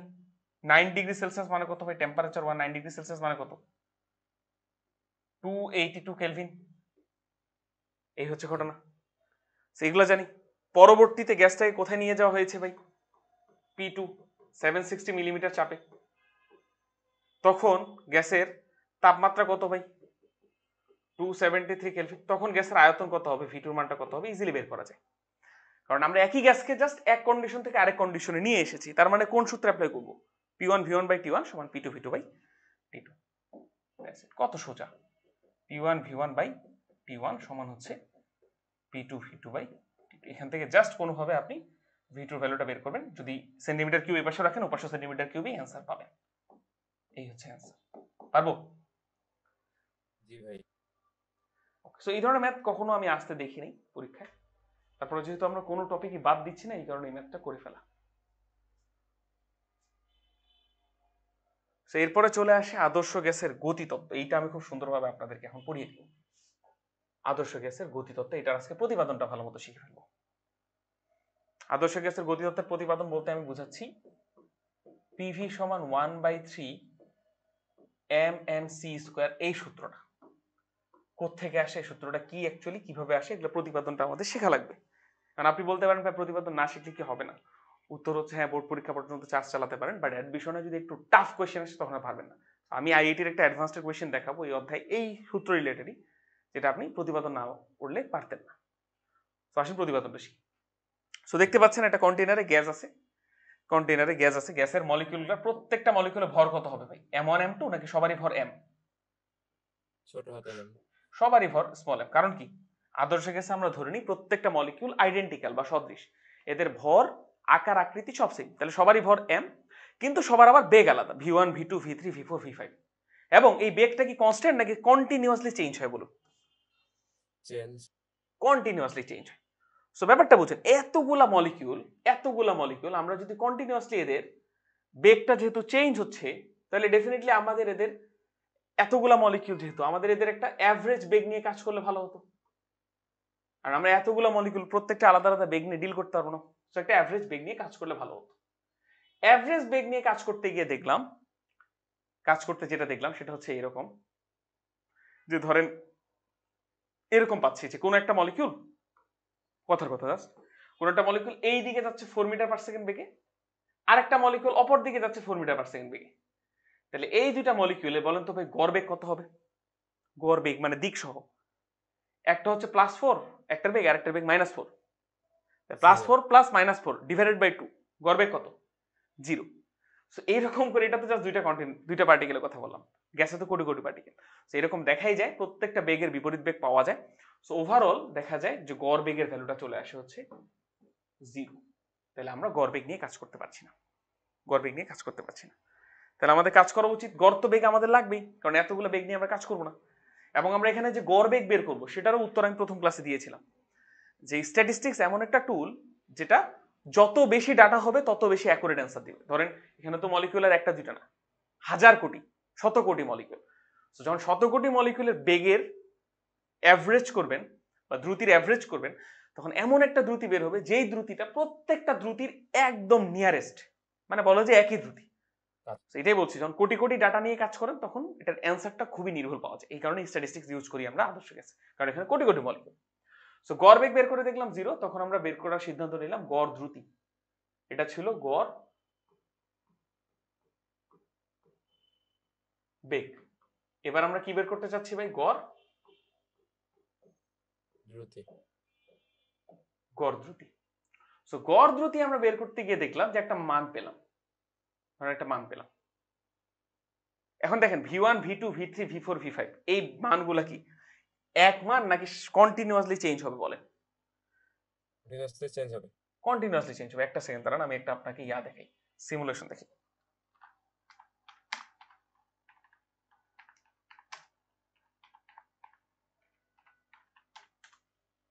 আরএমএস ভেলোসিটি সিমুলেশন কোনটা, যে এইটাই কিনা দেখি। হ্যাঁ এই যে ভাই, এটা খুব সুন্দর একটা সিমুলেশন, দেখতে পাচ্ছেন? জি ভাইয়া। আচ্ছা দেখেন, প্রতি মুহূর্তে মলিকিউলগুলা ধাক্কা খাচ্ছে। তো এই যে হলুদ মলিকিউলে দেখেন বেগটা প্রতি মুহূর্তে চেঞ্জ হচ্ছে, সবগুলো মলিকিউলে বেগ প্রতি মুহূর্তে চেঞ্জ হচ্ছে। আচ্ছা এখন আমি একটা কাজ করতে চাচ্ছি, এদের ভালো মতো বুঝবেন, এদের আমি মিন স্পিড বের করতে যাচ্ছি, অর্থাৎ গড় বেগ বের করতে যাচ্ছি। এই যে দেখেন প্রতি মুহূর্তে বেগ চেঞ্জ হওয়ার কারণে দেখেন তবে এদের গড় দ্রুতিটা প্রতি মুহূর্তে চেঞ্জ হচ্ছে না? মিন স্পিডটা প্রতি মুহূর্তে চেঞ্জ হচ্ছে। এখন দেখেন এমন একটা মান আমরা বের করতে পারলাম যে মানটা প্রতি মুহূর্তে চেঞ্জ হচ্ছে, গড় স্পিডটা, সেটা আমাদের কোনো কাজে দিল? উত্তর হচ্ছে না। তাহলে আমরা এমন একটা কাজ করবো এখন, কি হলো? আচ্ছা এমন একটা কাজ করবো আমরা, তাহলে এদের গড় দ্রুতি বের করে পারলাম না, গড় বেগ বের করতে গেলে দেখলাম গড় বেগটা আসে কত ভাই? 0। গড় দ্রুতি আসে কত ভাই? কন্টিনিউয়াসলি চেঞ্জ হচ্ছে গড় দ্রুতিটা। তখন আমরা ভাবলাম যে তাহলে নতুন একটা বেগ বের করি। আমরা হবে নাই, বিজ্ঞানীরা ভেবেছেন। তখন তারা ভাবলেন যে আমরা যদি ওদের বেগটা নিই, বেগের স্কোয়ার করি, স্কোয়ারে আবার গড় নিই, এরপর আবার রুট করে নিই, তাহলে ওভারঅল এটা একটা গড় বেগের মতোই জিনিস আসে। কারণ বেগ করেছেন, বেগের নিয়েছেন স্কোয়ার, আবার সেটাকে করেছেন রুট, তাহলে বেগের স্কোয়ারে রুট আসে কি, আবার বেগই তো চলে আসে, মিটার পার সেকেন্ড অ্যান্সারে আসে। সো ওনারা তখন ভাবলেন যে আমরা তাহলে রুট মিন স্কোয়ার ভেলোসিটি করি। ওনারা এটা করার ফলে যেটা দেখলেন, দেখেন ভাই, রুট মিন স্কোয়ার ভেলোসিটি, মলিকিউলগুলোর বেগ আর স্পিড কন্টিনিউয়াসলি চেঞ্জ হলেও ওদের রুট মিন স্কোয়ার ভেলোসিটি কি চেঞ্জ হচ্ছে নাকি ফিক্সড? ফিক্সড না একদম? ফিক্সড আছে। একদম ফিক্স। সো এই জন্যই আমরা আরএমএস ভেলোসিটি ইউজ করি। আশা করি এই টপিকটা অ্যান্সার পেয়েছেন যে ভাই আরএমএস কেন, আমরা গড় বেগ কেন ইউজ করলাম না, গড় দ্রুতি কেন ইউজ করলাম না। গড় দ্রুতি ইউজ করলে কন্টিনিউয়াসলি, দেখতে পাচ্ছেন নিশ্চয়ই, কন্টিনিউয়াসলি মানটা চেঞ্জ হয়। এই যে দেখেন কন্টিনিউয়াসলি মানটা চেঞ্জ হচ্ছে, এই যে দেখেন 93.31, 93.4, 90.05, কিন্তু দেখেন আরএমএস ভেলোসিটিটা 100 ছিল, 100ই আছে। এবং দেখেন তাদের বেগগুলো কন্টিনিউয়াসলি চেঞ্জ হচ্ছে, কন্টিনিউয়াসলি চেঞ্জ হচ্ছে, এবং বেগ চেঞ্জ হওয়ার ফলে গড় দ্রুতিটাও চেঞ্জ হচ্ছে। তো আশা করি উত্তরটা পেয়েছেন যে গড় দ্রুতি কেন নয়, গড় বেগ কেন। বুঝেছি ভাইয়া সবাই? জি ভাইয়া। আচ্ছা, তো এই হচ্ছে ওভারঅল বিষয়। তো আমার কথা হচ্ছে আমি আপনাদেরকে ফিল করাতে চাই বিষয়টা, যে কেন গড় বেগ না, কেন গড় দ্রুতি না। যখন আমরা বেগও নিয়ে পারলাম না, দ্রুতি নিয়েও পারলাম না, দ্রুতির এই মানটা কন্টিনিউয়াসলি চেঞ্জ হতে থাকে, চেঞ্জ হতে থাকে কন্টিনিউয়াসলি। এখন এমন একটা মান আমি চাচ্ছি স্ট্যাটিস্টিক্সে, যেই মানটা কন্টিনিউয়াসলি চেঞ্জ হচ্ছে, তাহলে তো আমার কোনো কাজে আসবে না। তখন বিজ্ঞানীরা ভাবলো যে আমরা কি করতে পারি যেটা এক প্রকার বেগ হবে, কিন্তু যেই বেগের মানটা আবার ফিক্স থাকবে। তখন উনি সিদ্ধান্ত নিল যে তাইলে আমরা একটা কাজ করি, আমরা বেগের স্কোয়ার করি। তাহলে ব্যাপারটা বুঝেন, ধরেন প্রত্যেকটা পার্টিকেলে বেগের স্কোয়ার করলেন, v1 স্কোয়ার, v2 স্কোয়ার, এই যে ধরেন প্রত্যেকটা তো বেগ না, প্রত্যেকটা তো বেগ, v3 স্কোয়ার, এরকম করতে করতে vn তম পার্টিকেল vn স্কোয়ার, প্রত্যেকটা পার্টিকেল বেগের গড় নিলেন, বেগের গড়। তাহলে বেগের গড় নিলে কি পাবো ভাই, এককটা কি পাবো, metre square per second square, metre per সেকেন্ডের স্কোয়ার হয়ে যাবে। এবার এটাকে যদি আবার রুট করে দিই, এটাকে যদি আবার রুট করে দিই, তাহলে একক পাবেন কি, মিটার পার সেকেন্ড পাবেন। তো এই যে জিনিসটা বেগের বর্গের গড়ের আবার রুট, এটাকে বলি আমরা আরএমএস ভেলোসিটি। এবং এইখানে যে মানটা পাবো, এটা এমন একটা মান আসে, এখানে তো আমরা যে সিমুলেশনটা দেখিয়েছিলাম সেটা তো মাত্র 4-5টা পার্টিকেলের, বাট গ্যাসে কি 4-5টা পার্টিকেল থাকে নাকি 4-5 কোটি থাকে? 4-5 কোটি থাকে। তো 4-5 কোটি পার্টিকেলের দেখা যায় যে বর্গমূল গড় বর্গবেগের মানটা আসে, সেটা প্রত্যেকটা পার্টিকেলের বেগের সাথে একদম মিলে যায়, খুবই কাছাকাছি। সেই কারণে আমরা বর্গমূল গড় বর্গবেগ ইউজ করা শুরু করলাম। আমরা কি কি নিলাম না ভাই, গড় বেগও নিলাম না, গড় দ্রুতিও নিলাম না, আমরা নিলাম কি আরএমএস ভেলোসিটি, বর্গমূল গড় বর্গবেগ। এবং এই মানটা কি আসে বলেন, একটা ফিক্সড মান আসে। বুঝতে পারলাম? সো ওভারঅল আশা করি আমরা বুঝতে পেরেছি কেন হলো গড় বর্গবেগ। সো দেখেন ভাই এখানে কি করলাম ভাই, প্রত্যেকটা পার্টিকেল কি আছে, এম ভরের প্রত্যেকটা পার্টিকেল বিভিন্ন দিকে ছোটাছুটি করছে। সো যখনই আমরা তাদের বর্গমূল গড় বর্গবেগ বের করে ফেললাম, বর্গমূল গড় বর্গবেগ আমাদেরকে কি ধারণা দিল, তাদের স্পিড সম্পর্কে বা দ্রুতি সম্পর্কে। দ্রুতির দিক দিলেই তো ওটা বেগ হয়ে যায়।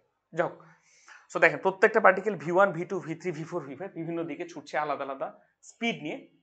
যখনই আমরা তাদের বর্গমূল গড় বর্গবেগ বের করে ফেললাম, তখনই আমরা বলবো যে এদের স্পিড এখন সেম, সবার স্পিড কি হয়ে গেল দেখেন, সি হয়ে গেল, একই দিকে জাস্ট বেগগুলো হয়ে গেল সি। বুঝতে পেরেছি নাকি বুঝতে পারিনি? জি ভাইয়া। এখন সবার বেগ আর v1 v2 না, v1 v2 জায়গায় আমরা সি দ্বারা রিপ্লেস করে দিব। এই হচ্ছে ঘটনা। সেটাই আমাদের বর্গমূল গড় বর্গবেগ আমাদেরকে একটা স্বাধীনতা দেয়। তাহলে গড় বেগ বলতে কি বোঝায় ভাই, ওই যে বেগের গড়। তাহলে এই যে v1 বার, সরি v2 অ্যারো, এগুলো সবগুলো ডট ডট ডট করে n দ্বারা ভাগ করলে পাবো আমরা গড় বেগ, তাই না? গড় বেগ, তাই তো? এটা পাবো গড় বেগ। সো গড় বেগ থেকে পাবো কি গড় বর্গবেগ। গড় বর্গবেগের ক্ষেত্রে করবেন কি একই জিনিস, এবার উপরে একটা বার দিয়ে দিবেন। কার বার ভাই? বর্গবেগের বার। আগে বেগের উপরে বার ছিল, এখন বর্গবেগের বার। এটা মানে হচ্ছে সবাইরই আমরা রুট করে নিলাম, সবাইকে রুট করে। ও সরি, আমরা স্কোয়ারের বার করছি, তাই না? স্কোয়ারের বার মানে কি, স্কোয়ারের বার মানে সবার স্কোয়ারের হচ্ছে আপনার গড়। এই হচ্ছে ঘটনা। এবার আমরা করব কি ভাই, এবার আমরা করব হচ্ছে বর্গমূল গড় বর্গবেগ। তাহলে এই ভাইয়া জিনিসটাকে তাহলে আবার আমরা করে নেব রুট। আমরা ভি এভারেজ স্কয়ার কেন দিব? ভি অ্যাভারেজ স্কোয়ার না, মানে ভি, দেখেন ব্যাপারটা, অ্যাভারেজ স্কোয়ারের, ভি অ্যাভারেজ স্কোয়ারের গড়, এই যে গড় চিহ্নটা উপরে দিই নর্মাল। এখন এই চিহ্নটা না আমার নিজেরও মাঝে মাঝে কনফিউজ হয়ে যায়, এটা দেখারই দরকার নেই, আপনি জাস্ট এই জিনিসটা ভাববেন যে এইটা ছিল হচ্ছে গড় বেগ, আর এটা হচ্ছে আপনার হচ্ছে বর্গের গড়, এই হচ্ছে ঘটনা। গড় বর্গ বুঝতে পেরেছি? হ্যাঁ, গড় বর্গবেগ মানে বেগের বর্গের গড়, বেগের বর্গের গড়, আর এটা হচ্ছে বেগের বর্গের গড়ের আবার বর্গমূল, যেটা আমরা মাত্র করলাম। এইগুলা জাস্ট, এগুলো কোনোদিন আসবে না, জাস্ট দেখিয়ে দিলাম আপনাকে, বইয়ে যেহেতু আছে। আশা করি বুঝেছেন ভাই। আমরা এখন জাস্ট মেইনলি যেটা পড়বো সেটা হচ্ছে এই সূত্রটা প্রতিপাদন দেখব, আদর্শ গ্যাস গতিতত্ত্বের প্রতিপাদন। প্রস্তুত আছি? জি ভাইয়া। আচ্ছা, সো দেখেন, একটা কন্টেইনার নিয়েছি, যে কন্টেইনারের প্রত্যেকটা বাহুর দৈর্ঘ্য হচ্ছে এল, এইটা এল, এই বাহুর দৈর্ঘ্য হচ্ছে এল এবং উচ্চতা হচ্ছে এল। যদি সব বাহুর দৈর্ঘ্য এল হয়, ঘনকটি প্রতিটি বাহুর দৈর্ঘ্য যদি এল হয়, তাহলে ঘনকটির আয়তন কত? দৈর্ঘ্য ইন্টু প্রস্থ ইন্টু উচ্চতা, তার মানে এল কিউব। আর ঘনকটিতে উপস্থিত অনুসংখ্যা আমরা ধরে নিচ্ছি এন সংখ্যক, ওকে? এবং প্রত্যেকটা অণুর ভর কত? এম। ভর তো আলাদা হয় না, কিন্তু সবার বেগ আলাদা আলাদা, কেউ ভি1 বেগে ছুটছে, কেউ ভি2 বেগে ছুটছে, কেউ ভি3 বেগে ছুটছে, কেউ ভি4 বেগে ছুটছে। আমরা চাচ্ছি কি ভাই জানেন? আমরা চাচ্ছি এই যে অণুগুলা ছুটছে, যে অণুগুলা যে ছুটছে, এখানে তো একটা অণুচিত্র দিয়েছি, অণুগুলা যে ছুটছে এরা নিশ্চয়ই কন্টিনিউয়াসলি দেয়ালের গায়ে ধাক্কা খাচ্ছে। জি ভাইয়া। দেয়ালের গায়ে যখন কন্টিনিউয়াসলি ধাক্কা খাচ্ছে, সে কি এক একটা অণু দেয়ালের গায়ে একটা, আপনার হাতটা যদি এই বোর্ডে ঘুষি মারেন, তাহলে আপনি করছেন কি? আপনার হাতটা একটা অণু ভাবেন গিয়ে দেয়ালে ধাক্কা খাচ্ছে, তাহলে আপনি করছেন কি? বোর্ডে একটা চাপ প্রয়োগ করছেন না? তেমনি অণুগুলো যে দেয়ালে ধাক্কা খাচ্ছে, অণুগুলো কি দেয়ালে একটা চাপ দিচ্ছে। তো সেই চাপটা কত? সেই চাপটা কত? পুরো আয়তনটা যদি ভি হয়, এই ভি আয়তনে টোটাল কতটুকু চাপ দিচ্ছে অণুগুলো সবাই মিলে, এই চাপটা আমরা বের করতে চাচ্ছি। বুঝতে পারলাম? কি বের করতে চাচ্ছি ভাই? কতটুকু জি ভাই। চাপ প্রয়োগ করছে সবগুলো অণু মিলে। তো আসেন আমরা কিভাবে করতে পারি একটু চিন্তা করি। তো আমরা চিন্তা করতে করতে ভাবলাম যে একটা অণুর বেগের যদি আমরা অ্যাক্সিস দেখি, একটা অণুর বেগ বলেন তো ভাই কত মাত্রিক? ত্রিমাত্রিক। দেখেন, আমি জাস্ট আপনাকে একমাত্রিক, দ্বিমাত্রিক, ত্রিমাত্রিকের হিসাবটা বুঝি। ধরেন একটা পিঁপড়া, এই একটা পিঁপড়া, এই পিঁপড়া শুধুমাত্র বোর্ডের দৈর্ঘ্য বরাবরই হাঁটলো, এই বরাবর অথবা এই বরাবর, অথবা উপরে অথবা নিচে, হয় এই বরাবরই সে হাঁটাহাঁটি করতে পারলো। ধরেন একটা দড়ি আছে, ধরেন এই জায়গায় একটা দড়ি আছে, ঠিক আছে? এই যে এটা ধরেন একটা আপনার হচ্ছে খুঁটি, এখানে একটা খুঁটি, এইখানে একটা দড়ি আপনি টাঙিয়ে দিয়েছেন। তাহলে আমাকে বলেন এই পিঁপড়াটা শুধুমাত্র কয়টা অ্যাক্সিস বরাবর হাঁটাচলা করতে পারে? শুধুমাত্র দড়ির বরাবরই সে হাঁটাচলা করতে পারে। তাহলে এই পিঁপড়ার এই গতিটাকে আমরা বলবো একমাত্রিক গতি। অথবা একটা সিলিং আছে, সিলিং এর উপরে আপনি একটা দড়ি ঝুলিয়ে দিয়েছেন, সেই দড়ি বরাবর একটা পিঁপড়া ওঠানামা করতে পারে। তাহলে পিঁপড়ার এই গতিটাকে আমরা বলবো কি? একমাত্রিক গতি। এইটাকে যদি এক্স অ্যাক্সিস ভাবেন, এটাকে যদি ওয়াই অ্যাক্সিস ভাবেন, যে কোনো একটা অ্যাক্সিস বরাবর গতিটাকে আমরা বলি একমাত্রিক গতি। এখন এই পিঁপড়াটাকে আমি যদি এখন বোর্ডটাতে ছেড়ে দিই, এই পিঁপড়াটাকে, এই এন্ডটাকে আমি যদি এই পুরো বোর্ডটাতে ছেড়ে দিই, তাহলে সেই বোর্ডের যে কোনো জায়গায় যেতে পারবে। তার একই সাথে এই যে বেগটা যে থাকবে, তার যে বেগ ভি বেগের, এই দুটো অংশ থাকবে না, একটা ভি এক্স আর একটা ভি ওয়াই, কারণ সে বোর্ডের যে কোনো জায়গায় যেতে পারে, এক্স অ্যাক্সিস ওয়াই অ্যাক্সিস যে কোনো জায়গায় যেতে পারে। তাহলে এই ক্ষেত্রে অ্যান্টের যে গতিটা আছে সেটাকে আমরা বলবো 2D গতি। এবার চিন্তা করেন একটা মৌমাছি নিলেন, একটা মৌমাছি, আপনার রুমে একটা মৌমাছি আছে, সেই মৌমাছিটা উড়াউড়ি করছে বা ছোটাছুটি করছে, তাহলে ওর এবার বেগের উপাংশ থাকবে কয়টা? 3টা, কারণ সে এক্স ওয়াই জেড সব দিকেই তার মুভমেন্ট করছে। সো মৌমাছির বেগটা আবার ত্রিমাত্রিক গতি। পাখির বেগ কি? ত্রিমাত্রিক গতি। আমরা মানুষের যে হাঁটি, মানুষের বেগ কত মাত্রিক বলুন? দ্বিমাত্রিক বেগ। বুঝতে পেরেছি? জি ভাইয়া। আমরা তো এইটা ভাই জাস্ট আমি গতিবিদ্যার একটা সামান্য ধারণা দিলাম। আমি জাস্ট বলতে চাচ্ছি যে এই যে অণুটা যে আছে, গ্যাসের অণু, এটা তো একটা কাইন্ড অফ প্রজাপতির মতো না? একটা রুমের মধ্যে, রুম বলতে আপনি ওই অণুর জন্য একটা সিলিন্ডার ভাবেন, সিলিন্ডারের মধ্যে সে তো সব দিকে ছোটাছুটি করতে পারে, তাহলে ওর বেগটা কি হবে? ত্রিমাত্রিক। তাহলে বেগের উপাংশ কটা হবে? 3টা। সো ওর বেগটাকে আমি একটু ভেঙে চুরে লিখছি, দেখেন এই যে বেগটাকে একটু ভেঙে চুরে লিখলাম। বেগের এক্স অ্যাক্সিস বরাবর উপাংশ থাকবে, ওয়াই অ্যাক্সিস বরাবর উপাংশ থাকবে এবং জেড অ্যাক্সিস বরাবর উপাংশ থাকবে। সো ধরে নিলাম ওই একটা মলিকিউল যার ভর হচ্ছে এম, এই সেই মলিকিউল, মলিকিউলের ধরেন বেগ ছিল হচ্ছে v1 বেগ, এই v1 বেগে 3টে উপাংশ পেলাম, একটা হচ্ছে vx1, একটা vy1, একটা হচ্ছে vz1।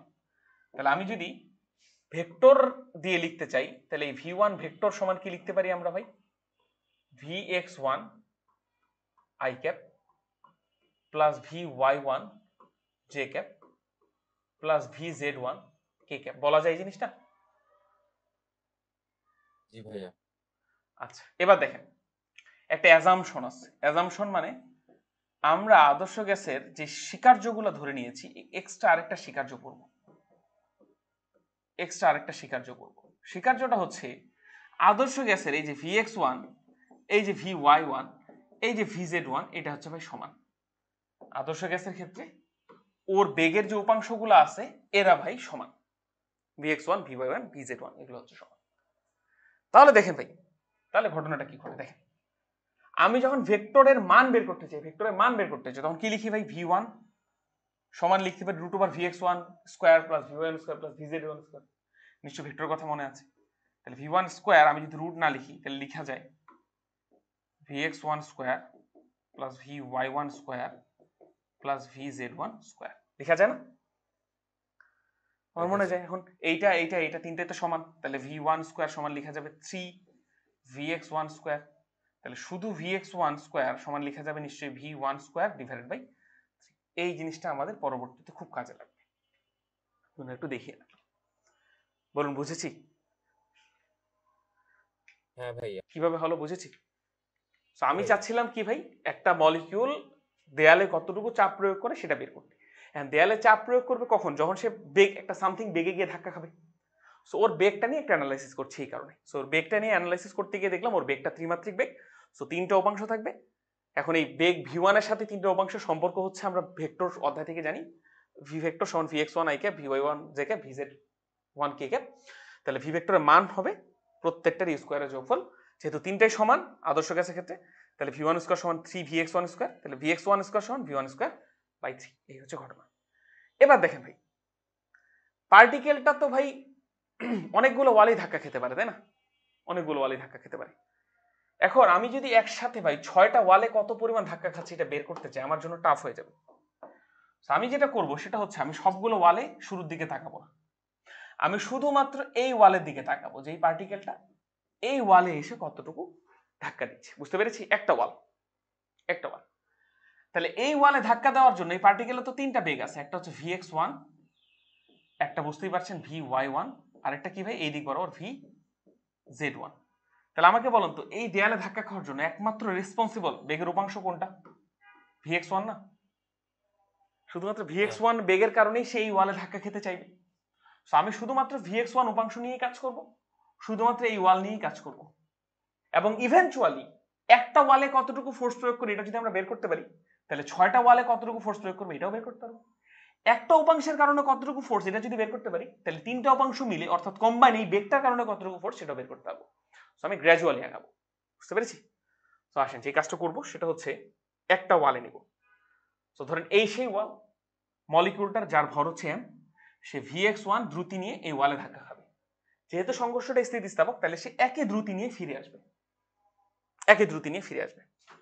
তাহলে আমি যদি আপনাকে এখানে এখন বলি যে এই মলিকিউলটার ভরবেগের পরিবর্তন কত মলিকিউলের, তাহলে আগে ভরবেগ vm vx1 m vx1 এই দিকে, তাহলে এটাকে লিখতে পারি m প্লাস, এটাকে আমি লিখে দিলাম ধরেন প্রাথমিক ভরবেগ pi, পরের ভরবেগ pf ফাইনাল ভরবেগ, এই মানটা কত হবে ভাই ওই দিকে। এই পাশের ডিরেকশন যদি হয় প্লাস তাহলে ওই পাশের ডিরেকশন মাইনাস, তাহলে মাইনাস v m vx1 বলা যায়। তাহলে আমি যদি বলি পার্টিকেলের ভরবেগের পরিবর্তন কত ভাই শেষ বিয়োগ আদি, তার মানে লিখতে পারেন -2 m vx1 লেখা যায়। এটা হচ্ছে ভরবেগের পরিবর্তন। কার ভরবেগের পরিবর্তন? পার্টিকেলের ভরবেগের পরিবর্তন বলা যায়। অণুর ভরবেগের পরিবর্তন বলা যায় নাকি যায় না? বলা যায়। আচ্ছা এখন আমাকে বলেন নিউটনের দ্বিতীয় সূত্র আমাদেরকে কি বলে? ফোর্স এইটা হচ্ছে কোন পার্টিকেলের ভরবেগের পরিবর্তনের হারের সমানুপাতিক না? হ্যাঁ ভাইয়া। আচ্ছা এখন দেখেন পার্টিকেলের ভরবেগের পরিবর্তন হচ্ছে, পার্টিকেল মানে মলিকিউল বুঝাচ্ছি, তাহলে নিশ্চয়ই তার উপর কেউ ফোর্স প্রয়োগ করেছে বলেই তার ভরবেগ পরিবর্তন হয়েছে। হ্যাঁ এই সূত্র এখন আমরা বের করবো, যেহেতু ভরবেগের পরিবর্তন জানি, এখন আমরা বের করি কতক্ষণ টাইম পর পর এই ভরবেগটা পরিবর্তন হয়। তাহলে এই ভরবেগের পরিবর্তন ডিভাইড বাই টাইম যদি দিয়ে দিই যে এতক্ষণ পর পর ভরবেগটা পরিবর্তন হচ্ছে, তাহলে এই পার্টিকেলের উপর কতটুকু ফোর্স প্রয়োগ করছে সেটা আমরা বের করতে পারবো। ফোর্স কে প্রয়োগ করছে ভাই? উত্তর হচ্ছে এই ওয়াল।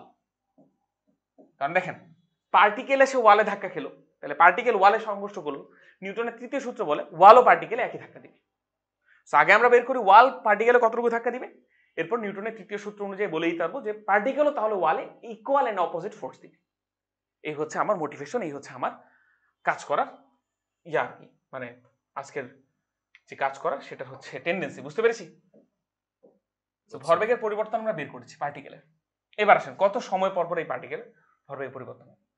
সো চিন্তা করুন, এই একটা ওয়াল, এই একটা ওয়াল, আমরা শুধুমাত্র কিন্তু আনুভূমিক কথাটাই চিন্তা করছি। সো দেখুন এই ওয়ালটা ধরেন এইটা, আর এর বিপরীতে একটা ওয়াল থাকবে, সেটা হচ্ছে এটা। ঠিক আছে? তো চিন্তা করেন একটা পার্টিকেল এইখানে সংঘর্ষ করলো, ঠিক না? এরপর সে কত বেগে ফিরে আসবে ভাই? vx1 বেগে ফিরে আসবে। আসলো আসলো আসলো এইখানে সংঘর্ষ করবে, আবার কতক্ষণ পর গিয়ে আবার এই দেয়ালে সংঘর্ষ করবে বলেন তো? আবার vx1 বেগে সংঘর্ষ করবে, কারণ আমি ধরে নিচ্ছি কোনো এনার্জি লস নেই। তাহলে দেখেন প্রথমে সংঘর্ষ করলো, অন্য ওয়ালে গেল, আবার এসে সংঘর্ষ করলো। সেই যে দেখেন প্রথমে একটা সংঘর্ষ করলো, এই ওয়াল আর এই ওয়ালের মধ্যবর্তী দূরত্ব কত জানেন? আমি তো বলেছি প্রত্যেকটা ওয়ালের মধ্যবর্তী দূরত্ব এল। তাহলে এই ওয়ালে সংঘর্ষ করার পর সে এল দূরত্ব এদিকে আসলো, আবার এল দূরত্ব এদিকে গেল, 2l দূরত্ব রিচ করার পর আবার এখানে সংঘর্ষ করলো। তাহলে আমরা বলতে পারি প্রত্যেক 2l দূরত্ব অতিক্রম করার পর সে একই দেয়ালে বারবার সংঘর্ষ করছে, যদি শুধুমাত্র আনুভূমিকটা চিন্তা করি। তাহলে এস সমান ভিটি সূত্র অনুযায়ী কতটুকু দূরত্ব ভাই? 2l দূরত্ব কত বেগে অতিক্রম করছে? vx1 দ্রুত বেগে অতিক্রম করছে। কত সময় পর পর ভাই? ডেলটি সময় পর পর। তাহলে ডেলটির মানটা আমরা বের করে ফেলতে পারি না? 2l by vx1। তাহলে আমরা বলতে পারি পার্টিকেলটা 2l বাই vx1 সময় পর পর তার ভরবেগ এতটুকু পরিবর্তন হচ্ছে, বলা যায়? যায় নাকি যায় না? হ্যাঁ ভাইয়া। আচ্ছা, সেই হচ্ছে ঘটনা। এই যে এখানে লেখা আছে। তো সে প্রথমে এখানে গিয়ে সংঘর্ষ করে, এরপর সে এল দূরত্ব আসে, এরপর আবার এল দূরত্ব যায়, দ্বিতীয় মানে সংঘর্ষটা করে। তাহলে প্রতিটা সংঘর্ষের মাঝখানে সময় হচ্ছে যদি ডেলটি হয়, সেই ডেলটির মানটা হবে 2l বাই vx1। এই হচ্ছে ঘটনা। তো এবার আসেন, তাহলে এবার আমরা লিখি একটি অণু দ্বারা একটি সংঘর্ষে একটি ওয়ালে প্রযুক্ত বল কত, এটা বের করবো। আসে সো অণুর যদি ব্যাপারটা বুঝেন, আমরা প্রথমে বের করি অণুর উপর বল কত। অণুর উপর বল কত? কে বল প্রয়োগ করছে ভাই? ওয়াল বল প্রয়োগ করছে। সো সেই বলটা কত হবে ভাই? আমরা জানি ভরবেগের পরিবর্তন ডিভাইডেড বাই সময়। সো অণুর ভরবেগের পরিবর্তন কতটুকু হলো ভাই? 2m বাই vx1, তাই না? 2m বাই vx1, তাহলে minus 2m by vx1 by vx1 না, minus 2m vx1 divided by ডেল্টার মান কত? 2l বাই vx1, তাই তো? 2l বাই vx1, তাই না? তো দেখেন ভাই যে মুহূর্তে সংঘর্ষ হয়েছে ওই মুহূর্তের রিয়াক্টটুকু টাইমটুকু লাগবে না? হ্যাঁ, ওই তো কতক্ষণ পরপর সংঘর্ষ হচ্ছে, কতক্ষণ পরপর বলটা প্রযুক্ত হচ্ছে। বুঝতে পেরেছি? যতক্ষণে দেয়ালে ধাক্কা খেলো ওইটুকু টাইম দেখবো না আমি? হ্যাঁ, মানে ভরবেগের পরিবর্তনটা হচ্ছে যত সময় ধরে, ওইটাই তো দেখবেন। সো প্রথমে এই পাশে ছিল বেগটা বা ভরবেগটা, প্রথমে এই ডিরেকশনে ছিল, ঠিক না? হ্যাঁ। তারপর এই ডিরেকশনে আসলো। এই ডিরেকশন থেকে এই ডিরেকশনে বস্তুর ভরবেগ পরিবর্তন হতে যতটুকু সময় লাগলো, সেই সময়টা আপনি দেখবেন না? সেটাই তো, মানে হ্যাঁ দেয়ালে হ্যাঁ ধাক্কা খেতে যতক্ষণ সময় লাগে, মানে হ্যাঁ, অনেক দেয়ালে ধাক্কা খেতে যতক্ষণ সময় লাগে, মানে যতক্ষণ সময় ধরে তার ভরবেগটা পরিবর্তন হয়। তাহলে পার্টিকেলটা প্রথমে ধরেন তার বেগ এইদিকে ধাক্কা খেলো, তারপর তার ভরবেগটা এইদিকে পরিবর্তন হলো, এইটুকু সময়ের মধ্যবর্তী সময়টা কি ডেলটি না? হ্যাঁ ভাইয়া, বুঝতে পেরেছি নাকি বুঝি নাই? বুঝছি। আচ্ছা, তো দেখেন 2 কাটা, 2 কাটা, আমরা লিখতে পারি minus m by l, minus m by l, vx1 উপরে চলে আসবে, তাহলে m by l vx1 square, minus m by l vx1 square. তো ব্যাপারটা বুঝবেন, f সমান আমরা আবার একটু গুছিয়ে লিখতে পারি minus m by l, vx1 এর জায়গায় আমরা লিখতে পারি না ভাই v1 স্কয়ার বাই 3। আমরা তো একটা বেগের উপাংশ নিয়ে কাজ করেছিলাম, পুরো বেগটাকে যদি নিয়ে আসতে চাই, বেগের এক একটা উপাংশের সাথে বেগের পুরো বেগটার সম্পর্ক হচ্ছে v1 স্কয়ার বাই 3, মনে আছে? এই যে এখানে ছিল, হ্যাঁ ভাই। এই যে এখানে ছিল, কই ছিল জানো, এই যে প্রতিটা উপাংশ যেহেতু সমান তাহলে পুরো বেগটার সাথে যে কোনো একটা উপাংশের সম্পর্ক হচ্ছে v1 স্কয়ার বাই 3, ওটাই ওখানে নিয়ে এসেছি। vx1 দিয়ে কাজ শুরু করেছি, দেখেন পুরো বেগটাকে আমরা ফাইনালি আনতে সচেষ্ট হলাম, এই হচ্ছে ঘটনা। সো এবার দেখেন, এবার দেখেন, এবার দেখেন, সো আমরা f সমান বলতে পারি মাইনাস 1/3 m/l v1 স্কয়ার। এটাকে ধরেন একটু গুছিয়ে দিলাম। এইটা কার দ্বারা প্রযুক্ত ফোর্স ভাই? প্রথম অণুটা দ্বারা প্রযুক্ত ফোর্স, একটা অণু দ্বারা, তাই না? তাহলে এটাকে f1 লিখে দিচ্ছি, যেহেতু একটা অণু দ্বারা প্রযুক্ত ফোর্স। এখন আমাকে বলেন এটা কি অণু দ্বারা প্রযুক্ত ফোর্স নাকি অণুর উপর প্রযুক্ত ফোর্স? অণুর উপর প্রযুক্ত ফোর্স। কে ফোর্স প্রয়োগ করেছে ভাই? ওয়াল প্রযুক্ত করেছে। তাহলে আমাকে বলেন তো ভাই, ওয়ালের মানে ওয়াল যদি অণুর উপর এত ফোর্স প্রযুক্ত করে তাহলে ওয়ালের উপর ফোর্স কত হবে ভাই? ওয়ালের উপর ফোর্স কত হবে? একই ফোর্স না, জাস্ট বিপরীত দিকে একই ফোর্স। ওয়ালের উপর এই একটা অণু দ্বারা প্রযুক্ত ফোর্স f1 ই হবে, মানে কি জাস্ট এবার হবে কি প্লাস 1/3 m/l v1 স্কয়ার। সেটা এখন লিখবো। দেখেন একটি অণু দ্বারা একটি সংঘর্ষে একটি ওয়ালে প্রযুক্ত ফোর্স কত ভাই? একটি অণু দ্বারা একটি ওয়ালে প্রযুক্ত ফোর্স হচ্ছে f1 সমান 1/3 m/l v1 স্কয়ার। বুঝতে পেরেছি? জি ভাইয়া। তাহলে এবার আসেন, এনটি অণু দ্বারা একটি সংঘর্ষে একটি ওয়ালে প্রযুক্ত ফোর্স কত? তাহলে একটি অণু যদি একরকম ফোর্স পড়ে তাহলে এফ নেট টোটাল ফোর্স কত হয়? তাহলে দেখেন ব্যাপারটা বুঝেন, এবার খুব ইন্টারেস্টিং একটা টপিক, ভেক্টরের ব্যাপার সেপারি। এবার দেখেন, জাস্ট বুঝাচ্ছি আপনাকে, চিত্রটার দিকে যাই। দেখেন ভাই, খুব ভালো মতো বুঝবেন এই জিনিসটা। দেখেন ভাই, এই যদি হয় দেয়াল, তাহলে দেখেন তো প্রত্যেকটা অণু যদি আমরা আনুভূমিক ভেক্টরের কথা হবে, সবাই একই দিকে এসে দেয়ালটাতে সংঘর্ষ করবে না? তার মানে সবারই ফোর্সের ডিরেকশন কি একই দিকে না? বুঝতে কি পারলাম? ওই বড় চিত্রটা আরেকবার দেখে যান। এই যে এখানে দেখেন, ধর এটা প্রথম অণু এসে বল প্রয়োগ করলো এই দিকে একটা নির্দিষ্ট মানে, দ্বিতীয় অণু ধরেন আরো বড় বল প্রয়োগ করলো, তৃতীয় অণু ধরেন ছোট বল প্রয়োগ করলো, চতুর্থ অণু ধরেন মিডিয়াম বল প্রয়োগ করলো, এটা ধরেন পঞ্চম অনুপ্রযুক্ত বল, এটা ধরেন ষষ্ঠ অনুপ্রযুক্ত বল। দেখেন সবাই বল প্রয়োগ করছে কি একটাই তো ওয়াল, একটা ওয়ালের সাথেই তো আমি কল্পনা করছি। তাহলে সবার বল প্রয়োগের ডিরেকশনটা কি একই দিকে না? একই দিকে। বুঝতে পারছেন? আচ্ছা, একই দিকে যদি অনেকগুলা ভেক্টর হয় তাহলে তাদের লব্ধি ভেক্টরের মানটা কি হবে? সবার মানের যোগফলের সমান না? জি ভাইয়া। ওকে, তাহলে ওই অনুযায়ী আমরা এখন নেট ফোর্সটা বের করে ফেলতে পারবো। ধরেন n সংখ্যক অণু দ্বারা একটি ওয়ালে প্রযুক্ত ফোর্স হচ্ছে f নেট, সে মানটা হবে f1 plus f2 plus dot dot dot fn, মানে n তম মলিকুলার ফোর্স। কারণ সবগুলা লব্ধির মানটা ডিরেক্টলি তাদের মানের যোগফলের সমান। তাহলে আমরা লিখতে পারি 1/3 m/l প্রথম অণুর বেগ v1 স্কয়ার। তাহলে এটা প্রথম অণু দ্বারা প্রযুক্ত ফোর্স। দ্বিতীয় অণুর ক্ষেত্রে কি 1/3 m/l দ্বিতীয় অণুর বেগ ধরেন v2, তাহলে v2 স্কয়ার। এভাবে করতে করতে 1/3 m/l vn স্কয়ার। বুঝতে পেরেছি? বুঝছি। আচ্ছা, এবার কমন নেন। 1/3 m/l যদি কমন নিয়ে নিই তাহলে v1 square plus v2 square plus dot dot dot dot dot dot vn square. এই হচ্ছে ঘটনা। দেখেন বুঝতে পেরেছি কিনা? ক্লিয়ার হয়েছে? ভাইয়া। এবার দেখেন ভাই, এবার দেখেন জাস্ট এই লাইনটাকে রিপিট করি এখানে, ওইটা একটু কালারটা চেঞ্জ করে দিই। এবার দেখেন আমরা একটা কাজ করব, আমি এই জায়গাটাতে কোন একটা ইকুয়েশন আমি n দ্বারা ভাগ করে দিতে পারি, একটা ইকুয়েশনকে আবার n দ্বারা গুণ দিতে পারি, কোনো অসুবিধা নেই। এক ইকুয়েশনকে n দ্বারা ভাগ, n দ্বারা গুণ দেওয়া আছে। কিন্তু এইটুকু জায়গাতে n দ্বারা ভাগ করলে কি হয় দেখেন তো ভাই, কি পাওয়া গেল?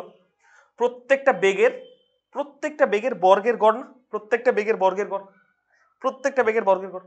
তাহলে আমি যে শুরুর দিকে আজকে বর্গমূল গড় বর্গবেগ, যেটাকে সি দ্বারা প্রকাশ করেছি, যেটাকে সি দ্বারা প্রকাশ করা হয়, বর্গমূল গড় বর্গবেগকে ধরেন VRMS না লিখে শুধু সি লিখলো, ওই বর্গমূল গড় বর্গবেগই বুঝাবে। তাহলে দেখেন তো ভাই এইটুকু বলতে ওই যে সি এর স্কয়ার বুঝাচ্ছে না? বেগের বর্গের গড়, বেগের বর্গের গড়, তাহলে বর্গমূলটাকে স্কয়ার করে দিলেই তো বেগের বর্গের গড় চলে আসে। তাহলে এইটুকুর পরিবর্তে আমরা কি সি স্কয়ার বসাইতে পারি না? বুঝতে কি পারলাম? জি ভাই। ভাইয়া কিন্তু n দিয়ে ডিভাইড করলাম কেন? বুঝাচ্ছি, দাঁড়ান একটা সেকেন্ড। ও হ্যাঁ বুঝছি। n দিয়ে ডিভাইড করলে আমরা জাস্ট ওই সিটাকে আনতে পারতেছি, এই কারণে। এই যে দেখেন, তাহলে আমরা ফাইনালি একটা লাইন লিখতে পারি 1/3 m/l, এইটা মানে তো হচ্ছে c স্কয়ার, আর এক্সট্রা আরেকটা n চলে আসলো। তো ফাইনালি পাওয়া যাচ্ছে 1/3 m/l ইন্টু nc স্কয়ার। এটাই হচ্ছে কত মোট ফোর্স ভাই, সবগুলো মলিকিউল দ্বারা একটি ওয়ালে মোট ফোর্স। বুঝতে পারলাম? আচ্ছা, এবার দেখেন n সংখ্যক অণু দ্বারা একটি সংঘর্ষে একটি ওয়ালে প্রযুক্ত চাপ, কারণ আমরা তো বের করতে যাচ্ছি চাপ, ফোর্স না তো, চাপ বের করতে যাচ্ছি। তাহলে কিভাবে বের করবো? খুবই সহজ। দেখেন তো ভাই, L মোট চাপ পি নেট, এটা কি হবে ভাই? এফ নেট, ওই একটা ওয়ালে কতটুকু ফোর্স ডিভাইড বাই ওই একটা ওয়ালের এরিয়া, L স্কয়ার। তাই না? এটাই না? জি ভাইয়া। আচ্ছা, এবার দেখেন আমাদের তো আর একটা ওয়াল নেই, ওয়াল আছে কয়টা? 6টা। তাহলে n সংখ্যক অণু দ্বারা একটি সংঘর্ষে 6টি ওয়ালে প্রযুক্ত চাপ কত? আসেন বের করে ফেলি। তখন আমরা করবো কি, যে পি নেট করব সমান কি লিখবো ভাই? এফ নেট ডিভাইডেড বাই এ। আপনি বলতে পারেন ভাই আগের লাইনটা তো রিপিট করেছেন। দেখেন ভাই, ঐকিক নিয়ম, একটা ওয়ালের এরিয়া যদি হয় এ, তাহলে 6টা ওয়ালের এরিয়া কত? 6a। একটা ওয়ালে ফোর্স যদি হয় এফ নেট, তাহলে 6টা ওয়ালে ফোর্স কত? 6 এফ নেট। 6 কাটা, তাহলে প্রেসারটা একই থাকছে। বুঝা গেছে? বুঝছি। আচ্ছা, এবার কাজ শেষ। এফ নেটের জায়গায় কি বসাবেন? 1/3 m/l nc স্কয়ার। আর এর জায়গায় কি বসাবেন ভাই? প্রত্যেকটা বাহুর দৈর্ঘ্য প্রস্থ উচ্চতা সব সেম, তাহলে এর জায়গায় বসাতে পারেন এল স্কয়ার। তাহলে এল আর এল স্কয়ার যদি গুণ করে ফেলেন, তাহলে আসে হচ্ছে L cube, m divide by L cube nc square. ওই এল কিউব মানে এল কিউবকে এই পাশে গুণ করে ফেলেন, তাহলে p ইনটু এল কিউব মানে হচ্ছে কন্টেনারের আয়তন, pv সমান 1/3 mnc স্কয়ার। এই হচ্ছে ওভারঅল আমাদের প্রতিপাদক। দেখেন বুঝেছি কিনা? বুঝছি ভাই। ক্লিয়ার হয়েছে একদম? তাহলে এখানে যদি আমি পরিচয় দিই, এই m এর পরিচয় কি ভাই? কয়টি মলিকিউলের ভর বলো তো? এটা কি গ্যাসের ভর নাকি একটি মলিকিউলের ভর? একটা অণু। একটি মলিকিউলের ভর। এখানে n এর পরিচয় কি ভাই? মলিকিউলের সংখ্যা। এখানে c এর পরিচয় কি ভাই? বর্গমূল বা বর্গবেগ। এখানে p এর পরিচয় কি ভাই? গ্যাস দ্বারা প্রযুক্ত চাপ। এখানে v বলতে কি বোঝাচ্ছে ভাই? কন্টেনারের আয়তন বা গ্যাসের আয়তন। সবগুলো পরিচয়টা বুঝেছি? বুঝছি। ওকে, এই তো ছিল। তো আজকের ক্লাস এই পর্যন্তই। এতক্ষণ সাথে থাকার জন্য ধন্যবাদ। ক্লাসের রেকর্ড, হ্যাঁ 6টা, বুঝি না। 6:15 শুরু হয়েছিল এত আগে আজকে? হ্যাঁ 6টা 15 শুরু হয়েছিল। ওকে, তাহলে ভাই আবার দেখা হবে ইনশাল্লাহ। তো এর মাঝে কোনো সমস্যা থাকলে আমাকে জানাবেন। আর আবার দেখা হচ্ছে আপনাদের সাথে রবিবার সোমবারের দিকে আমি পড়াবো। মানে মঙ্গল বৃহস্পতিতে ক্লাস হবে, এর বাইরে এক্সট্রা ক্লাস নিয়ে একটু অধ্যায়টা তাড়াতাড়ি শেষ করার চেষ্টা করবো। জি ভাই। এতক্ষণ সাথে থাকার জন্য ধন্যবাদ ভাইয়া। আসসালামু আলাইকুম।